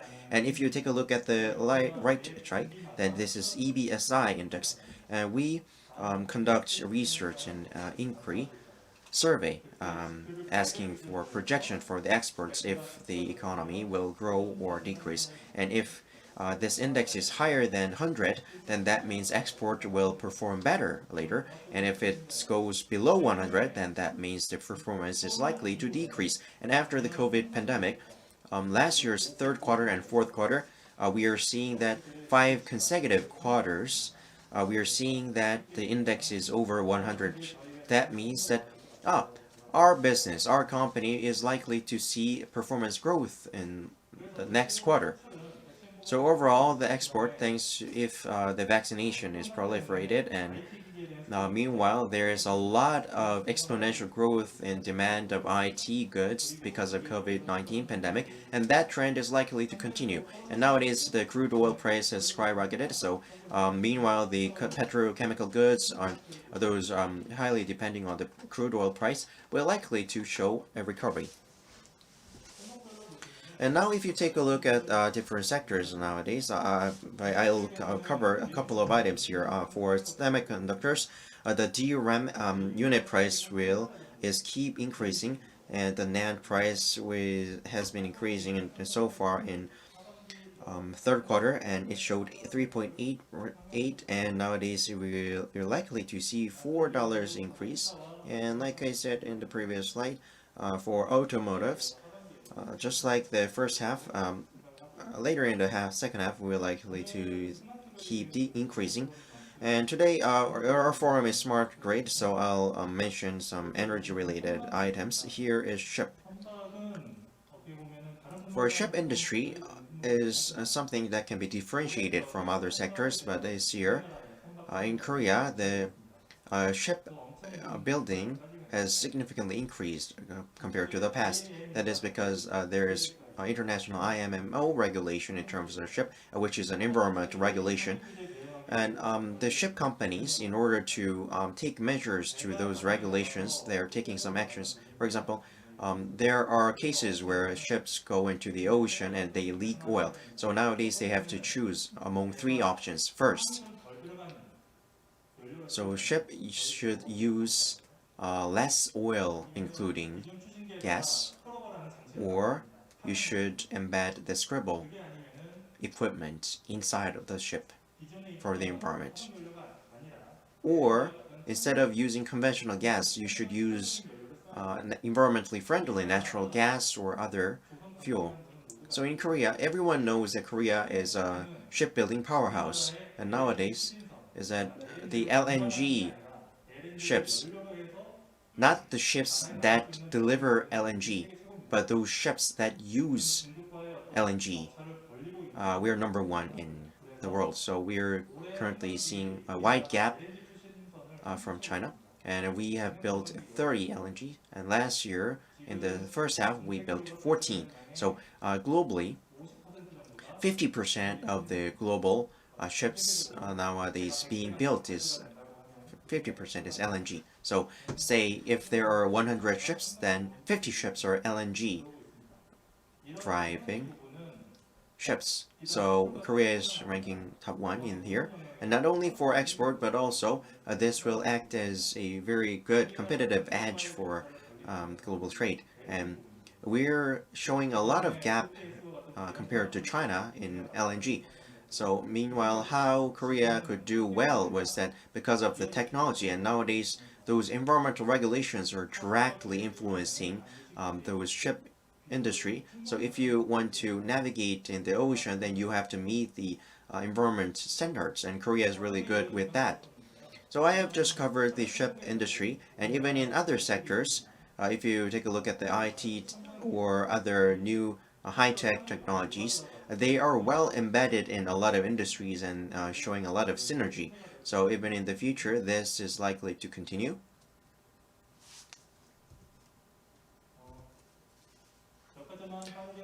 Next, I'll briefly cover some key points and then conclude my presentation. Next, system semiconductors. System semiconductors is a way and our goal to upgrade our semiconductors industry. Of course, Korea is a strong powerhouse in semiconductors, but meanwhile it was highly concentrated on DRAM, so now we have to focus on system semiconductors as well.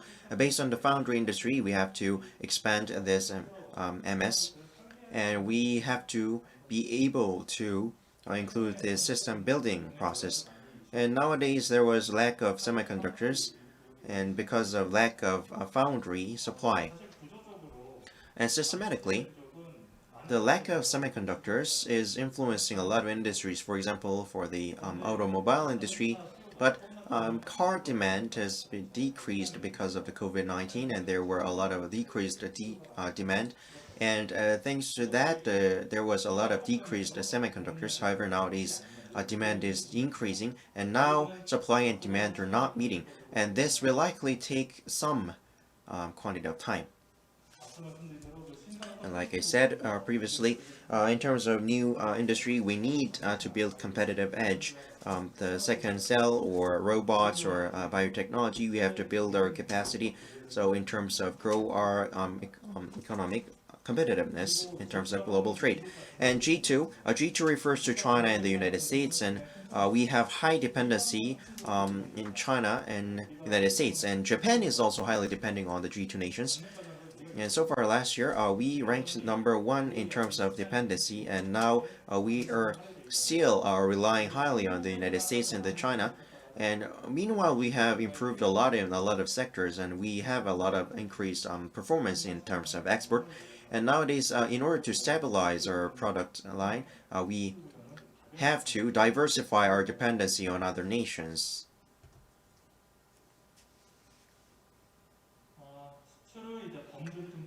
Now, if you take a look at a rather broader look at here, the unicorn companies, they are included here as of May, when we had 10 unicorn companies.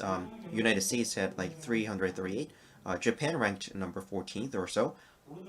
And if you take a look at the right, there are Korean unicorn companies, and those are risk-taking, adventurous companies where they can expand their scope. We have to foster this, and policymakers or local municipalities are putting efforts to support them. And in terms of service export, this has been a conventional industry, and compared to the international GDP, since 1998, this is showing gradual increase. However, nowadays we are showing some decrease because it was highly hit because of the COVID-19 pandemic. Of course, that is why we're seeing this kind of statistics. In terms of service trade, Korea is not included here. Korea has long been ranked in top 10 in terms of products trade, but if we include service industry, then we are not in top 10. So we have to expand our scope of business. That is my suggestion. And because of COVID-19, the supply chain is seeing a lot of shock, so there are a lot of reshoring policies worldwide, and Korea is not different. So if you can see here, home appliances and IT, and nowadays Korea is not producing it, so a lot of they're built in overseas. And there's high additional value. Those high value adding industries, there should be more growth. So that is it for my presentation. Thank you.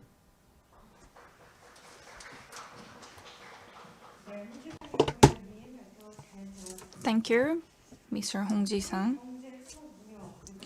The world economy and Korea's trade outlook.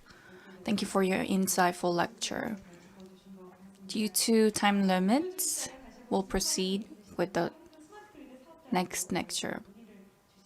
And if you have any further question, please do ask.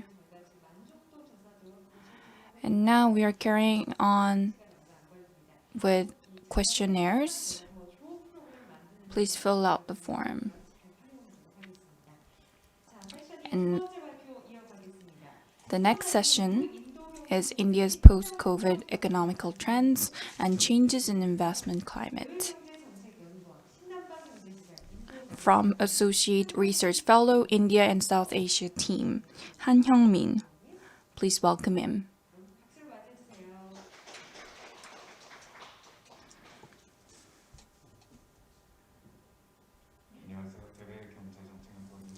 Hello, I'm from Korea Institute for International Policy. Today, I'm going to talk about changes on the Indian economic outlook as well as investment environment. The three categories will be discussed today. Today, I'll talk about the current trend and outlook in the Indian economy, and then FDI trends, and then we'll talk about smart grid policies in India. First is the current situation in Indian economy. When we have a look at the growth rate in India, it shows very similar situation with other countries, but due to COVID-19, the Indian government imposed lockdown, so it recorded minus 6.9% of growth rate. And this is a decreased amount from the previous year. And there are two perspectives from expenditure, and another one is from manufacturing perspective. When we have a look at the components of GDP, as you can see from the table, most factors are showing a decrease. As you can see, both government and private sector's expenditure are on decrease and showing a drastic reduction. And from manufacturing perspectives, including agricultural industry and manufacturing and service industry, also recorded a drastic decrease in the first and second quarter, but starting from third quarter, it started to recover. So in the first quarter of 2021, it showed a slight increase compared to the previous quarter. But because of COVID-19 and its resurgence, it is expected to decrease again. Let me talk about the current situation of COVID-19 in India. As you can hear from many media outlets, the current wave is known as the second wave in India, and the first was in last summer. Beginning in June and July last year, in August, about 97,000 people were confirmed with the cases. And since March of this year, confirmed cases was about 12,000, which was very stable number. But starting this year, the number of infected cases in May recorded 390,000. However, as of June 27, it decreased to 50,000, and it is on a slight decrease. To tell you the main causes of the second wave is loosened preventive measures, and the second is Indian variants. As I told you before, there have been a few festivals held in India from January to April called Kumbh Mela, and also there is a spring festival known as Holi festival. And during this festival, wearing masks and social distancing measures were relatively done less. So it's being criticized that preventive measures were inadequate. And I know that many of you heard of the Delta variant, which is known to originate from India, and it is known that it reduces antibody efficiency up to 50%, so it is being pointed as the main culprit of the second wave of pandemic. And to reduce the number of new infected cases, the Indian government has implemented nationwide lockdown and has been carrying out nationwide vaccination program as well. And now the number of infected cases is being slowed. So the government is now lifting various measures and mitigating social distancing measures as well, and it's being rapidly carried out so that many experts expect there would be a third wave of the pandemic in the end of this year.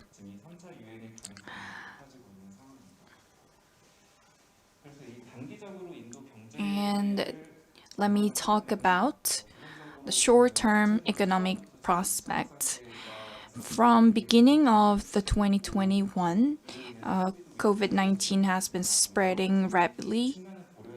So considering many factors, in 2021, economic recovery is expected to slow.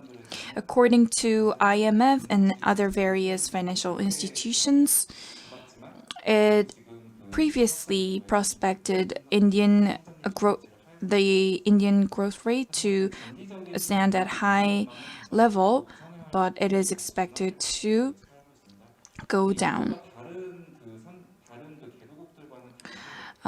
Compared to other developing nations, India has capability to develop their own vaccine,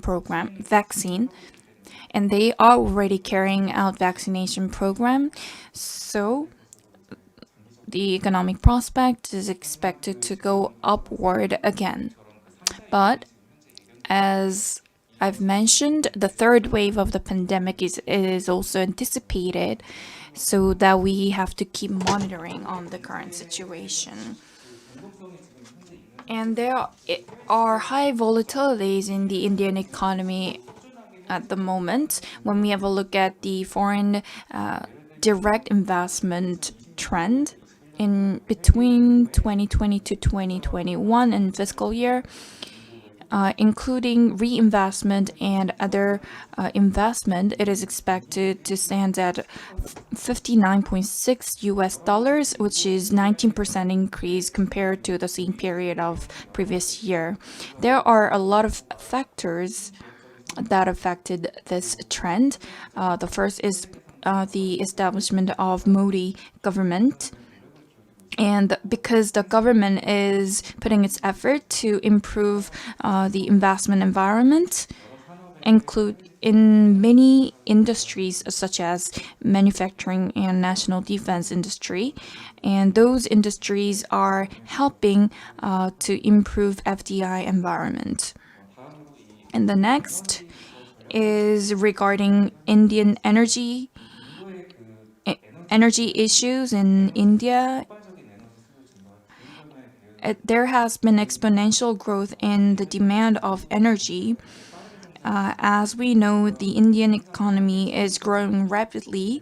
Along with it, supply of automobiles has increased drastically as well. Oil consumption is increasing about fivefold. So, supply of automobile is increasing as well. According to some report, a lot of people, around 1.67 million people, died of air pollution. And when we have a look at the situation in power generation, it is centered on fossil fuel power generation. So the situation is doesn't look optimistic. However, the government is trying hard to improve the current situation. But the problem in power supply in India, as you can see from the picture, 17 to 18% of transmission and distribution loss is shown. So at national level, it is trying to aggressively invest in smart grid policies. So through various projects held by Power Grid Corporation of India, is now carrying out various initiatives to expand the smart grid within the country. There are a lot of sectors related to smart grid, but it is known that there are a growing demand on AMI and EMS and ESS. There are a lot of reasons for that, but as I've told you, there is a loss in distribution and transmission. So for its countermeasures, AMI is being carried out. there has been a partnership signed between the Korean government and India. KEPCO has been working with Indian government to carry out energy comprehensive system known as KSTEM. Also, to reduce the loss rate of distribution and transmission, it also has been carrying out various projects. Because of time limit when it comes to Indian economy and FDI trends, I wasn't able to cover everything, but to conclude my presentation, the COVID-19 situation in India has been reducing, but the third wave is expected to proliferate in the latter half of this year. But still, the Indian economic growth is expected to recover, and its FDI is conducted centering around computer and infrastructure industry. And third, the Indian government is supporting climate response and energy supply issues. So renewables as well as ESS, smart grid, will be a very promising area. However, because of Indian characteristic to prioritize its domestic manufacturing, so entering the Indian market directly will be relatively difficult. So cooperation with Indian businesses might be required. And also there is challenge because their regulations in central government and their federal government are quite different. So related regulations needs to be discussed further. This is it for my presentation. Thank you.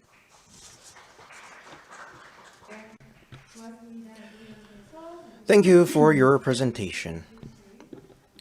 So when expanding the business to Indian market, you have covered the important ideas to think of. Electricity and new renewable energy is the topic for a second session. And now we're about to begin the last presentation, which is about economical trends in Southeast Asia and smart grid market entry suggestions. And now we will have a full-time researcher, Dr. Lee Jae-oh of External Economic Policy Research Institute. Thank you. I'm Dr. Lee.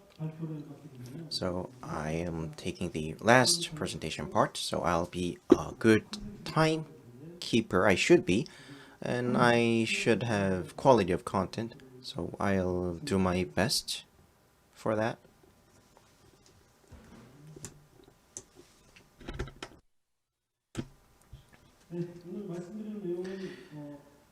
So here are the three ideas. Southeast Asia's overall idea of economy, and next is how the electricity market is shaped, and next is about smart grid. Well then, now I'll begin with directions, and conclude the presentation with our directions. First of all, is economic circumstances, its domestic and local circumstances, and its relations with Korea. First of all, as you may have expected, the economic circumstances is not good. The Southeast Asian regions are usually referred as ASEAN, just like European countries are usually referred to European Union, but here ASEAN, it includes about 10 countries. So in Asians, they're seeing a lot of minus growth rate. And South Asia's growth was usually spearheaded by these ASEAN nations. However, as you can refer here, it is showing minus growth. And if you take a look at respective nations, then there are big economic powerhouse countries in terms of ASEAN, such as Indonesia. It only showed minus 2.0%. However, the Philippines or Thailand, they're showing minus 9.5% and minus 6.1% respectively. But still, fortunately, Vietnam, who is having a lot of interaction with Korea, is showing plus growth, which is impressive. Regarding the COVID-19 pandemic, I will report those circumstances. In Indonesia, Indonesia is a country with the top 4 population in the world, and it accounts for 40% of the entire South East Asia, and they do have a lot of population. And nowadays, these COVID-19 contracting number of people is increasing, so there are a lot of lockdowns, and then followed by the Philippines and Malaysia and Thailand. And what is interesting here is that Vietnam is only seeing about 17,000 people who contracted the virus. That is probably because of the culture there. They're getting a lot of strong measures and lockdowns, and they don't mind staying home and following the government measures. Probably that culture helped a lot mitigating the virus.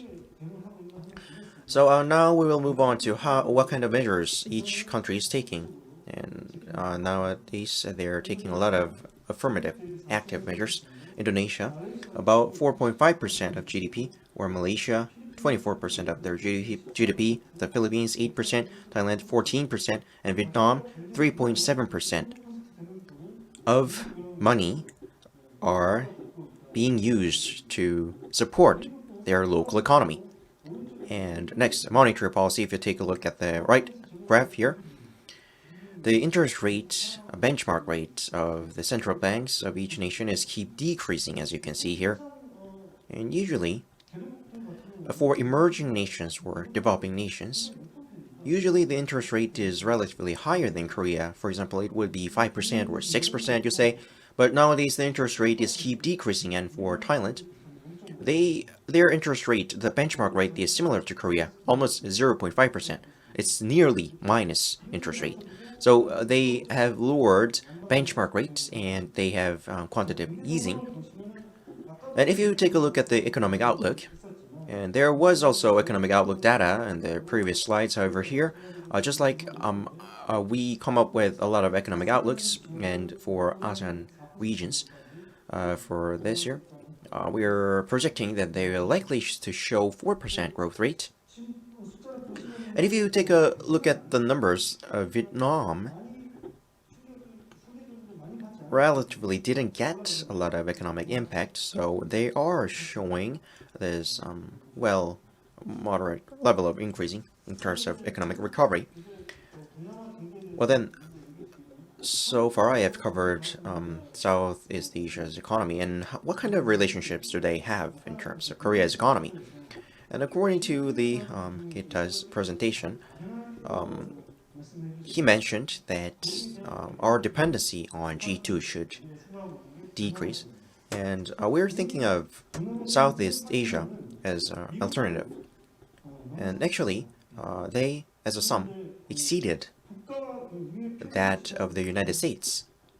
If you take a look at the table here, if you take a look at the single nations trade, then the ranking is like this. However, if you think of the ASEAN region as a whole, then it exceeds the United States. So right after China. So I would say that it's the top 2 trade partner. So that is even higher than the sum of European Union. And among them, Vietnam is accounting for the largest portion, almost half of the entire ASEAN. So Samsung, LG, or SK, among other giant companies, are doing a lot of business in Vietnam, and that is acting as a fundamental background for this statistics. So we have a lot of significant bond with Vietnam in terms of trade. So what kind of trade are you currently working on? If you ask a question, the answer is industry, like electronics and equipment and materials. So these sectors are showing a lot. So the top three sectors are accounting for almost all. So Southeast Asia, instead of just consuming, they also make use of this, and they do come up with complete goods based on these, and so they do use these goods to produce goods. So it's a production, a value chain oriented trade.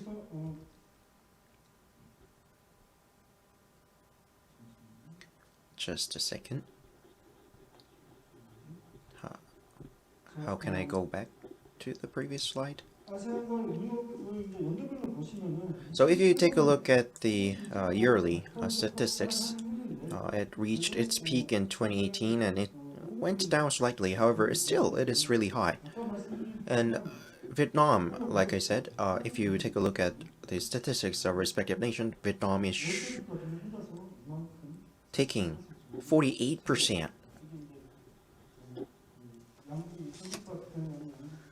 So Korea-Vietnam production network is this high.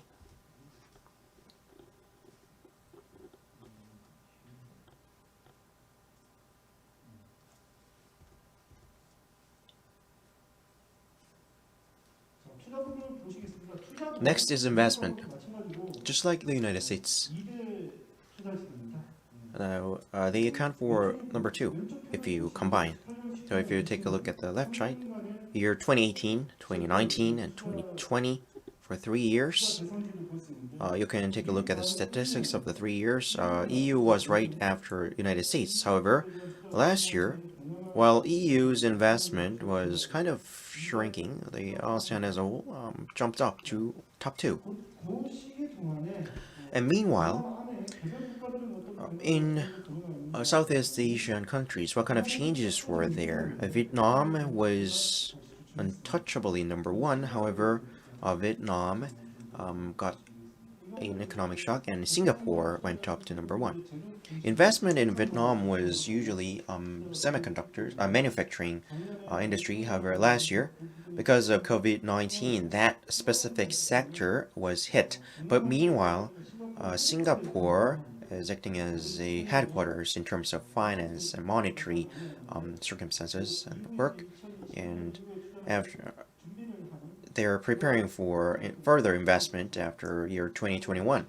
So there, we saw a lot of increase in investment in Singapore, and Singapore is the size of the Singapore as a nation is similar to the size of Seoul in terms of territory, but so they're preparing for an increase. And now we will move on to sectors. Manufacturing is of course number 1, and manufacturing always have been accounted for 40%. So manufacturing is keeping its partnership with various nations. And there is a wrong number there. It says year 2018, 2018, 2018, but it's 2018, 19, and 20. And there's finance and insurance sectors are also increasing its performance, so we're diversifying. To summarize what I have just covered, because of the COVID-19, ASEAN region and Southeast Asia, they showed minus growth rate. And for Vietnam, Vietnam has a close link with Korea, and they still is maintaining a plus growth rate. And the best partner, the most optimal partner to diversify our dependency on G2 is that G2, those ASEAN nations, they exceeded the performance of Europe in terms of investment. And of course, manufacturing investment decreased. However, finance and insurance sectors are getting more investment. And now I'll move on to the electricity market in ASEAN. ASEAN in total has about 600 million people in terms of population. That is almost half of India. And there are 10 nations. And in average, they're showing about 5% of economic growth rate. So if you keep that in mind, the electricity consumption gradually increasing like this, which is very stable, which is good news, and their development capacities keep increasing as well. And just like any other emerging nations, the coal fuels dependency is really high, and that means in the future there is a lot of potential room and demand to transfer to renewable energy. And you have shortly took a look at India, but now here the electricity production and consumption and loss rate are shown here at the table. And I quoted this Fetch Solutions research data. You can see Indonesia, Thailand, Vietnam, the Philippines, Singapore, and Malaysia. So this table is composed of strong nations in ASEAN, and those major demand and supply countries. And in terms of Thailand, they have high industrial level compared to their nation's territory size in terms of population. So there is keep increasing electricity demand. But in Vietnam, they're they moved on to the second stage from the first baby step, and you can see that the electricity development is rapidly increasing. And the Philippines, just like India, they have a lot of high loss rate. And the Philippines in Southeast Asia, the electricity cost is one of the highest in ASEAN, and they lack supply, and there is high loss, and the electricity cost is high. So there are three challenges combined. And in order to improve this loss issue, we have to use smart grid. So I expect that there will be some demand for smart grid. And Singapore, of course, is a well-developed city nation, but we are expecting that they will have some demand for smart grid. And for Malaysia, they're seeing some stable data here. Those ASEAN nations, those 10 nations,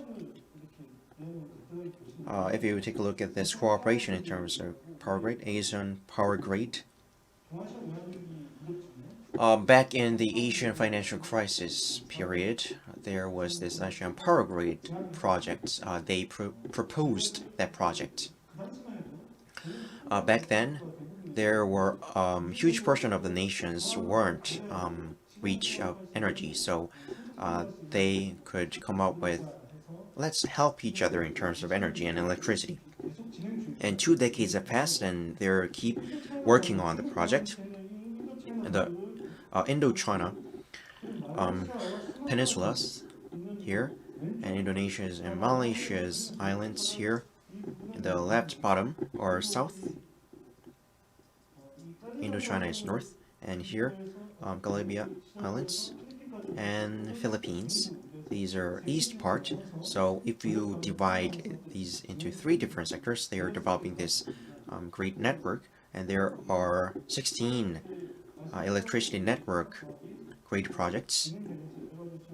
And meanwhile, we are expecting a growth in demand, and this multilateral integrating project from Laos to Malaysia, about 4 nations are integrating, and they are likely to share their network for partnership, and it is likely that there will be more projects like this.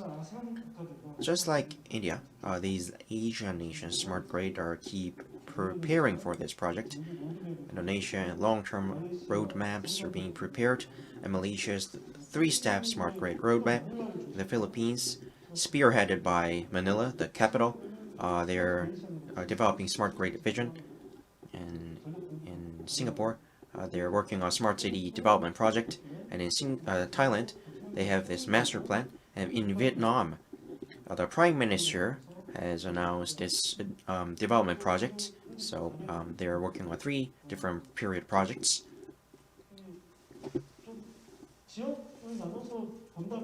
And if you divide into different regions, the largest island nations like Indonesia, the administrative power does not reach, or those electricity doesn't reach to some small islands there. And for microgrid projects are keep being tried, small size projects. And likewise in Thailand, there are follow-up projects, and there is a province called Chonburi, which is like Gyeongbu. This is the key core part of the nation, and there is a lot of smart grid getting attention. And in Vietnam, smart grid project is being done, spearheaded by Ho Chi Minh City. And now here comes this SWOT analysis done by Fetch Solutions. And there are SWOT solutions for each country, and if there are some common characteristics, so I brought that up. If you take a look at the strength, of course the demand is likely to increase in the future. And nowadays in Korea, we have good performance. If we introduce that performance, then of course we will get good reviews, and MOUs of smart grid, or bilateral or multilateral agreements have been signed already, so of course we will have some competitive edge. But for weakness, those Southeast Asia nations really enjoy using overseas brands. So there are a lot of imported brands from overseas, and when they do bidding, they tend to issue official documents in their local language, not in English. So it favors local companies in the nations, and there is always financial risk. The government would issue a bid, but later on they do not have enough budget. It actually happened sometimes, so that is a risk. And if you move on to opportunity, for electricity market, just like any other developing or emerging nations, some specific government-owned organizations are monopolizing this, so they're but still trying to partially privatize this, and there is increasing demand. In terms of Southeast Asian nations, especially for Indonesia, there are over 100 entities that are propelling smart city projects. So there's smart grid network demand is keep increasing, and a smart grid network and new renewable energies demand is keep increasing. And for threat, like I said, government-owned entities are monopolizing, and also there are some local networks where projects could be prolonged. For example, because of natural disasters, but also administrative risks also may occur, and bureaucracy and corruption issue may occur as well. So that is also another potential risk. And last is our directions. So the common characteristics for them is that there are 10 nations that I chose these countries. Most of them are spearheaded by the government, so they're in the early stage of developing smart grid projects. And in terms of technology, there are demand of getting receiving technology, so there are MOU interactions. There are a lot of cases where they want to sign an MOU to get technology transfer. And in terms of developing nations or power transmission and distribution, they are currently monopolizing the electricity, and there are financial and budgetary and administrative risks, and that is the common characteristics in Southeast Asia.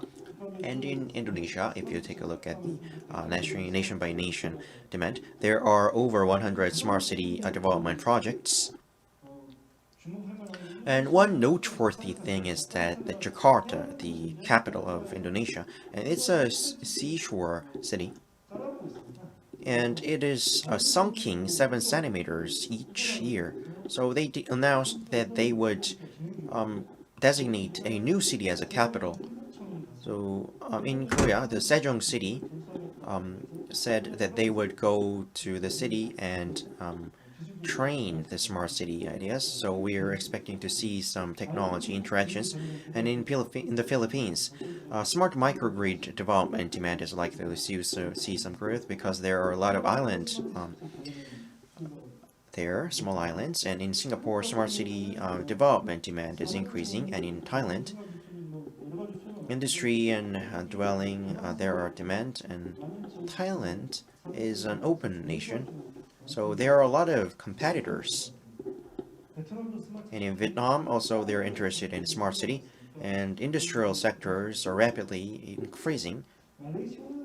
So demand is increasing as well. And in Malaysia, there are some key ideas of development increase. However, the attractiveness in terms of investment or partnership comparatively is lower than other countries. Last slide is a suggestion. So government-oriented smart city project is the key. And step by step, there are some trials in rural islands. If we begin with those small island nations or provinces, and then we could expand. And there are repeatedly massive demand in terms of grid. So typically, conventionally, there were manual monitoring. However, automated monitoring's demand is increasing, and for distributing cables and monitoring, demand will likely increase, and especially smart city projects demand will increase. So in the future,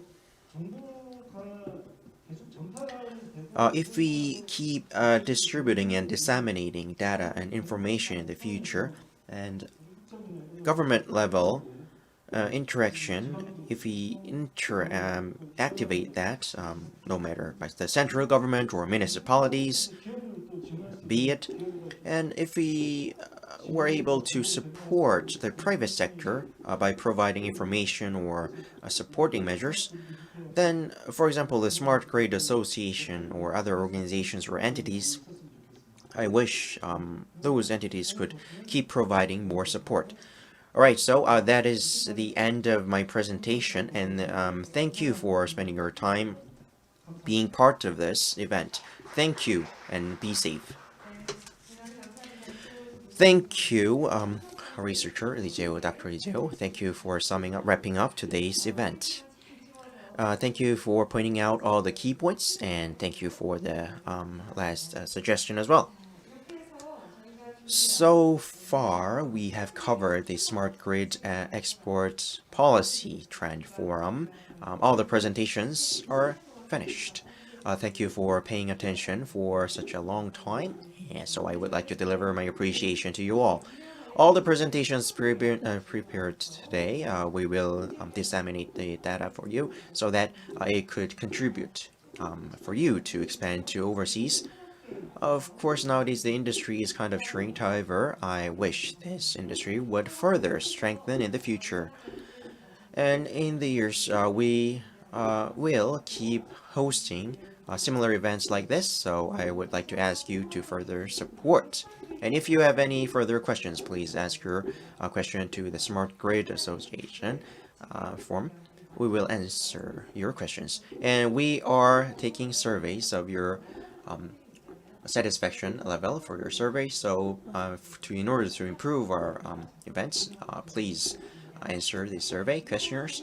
Then we could update your demands. So when you leave this forum event hall, please leave the interpreting device and please enjoy your safe weekend and please enjoy your time. Thank you.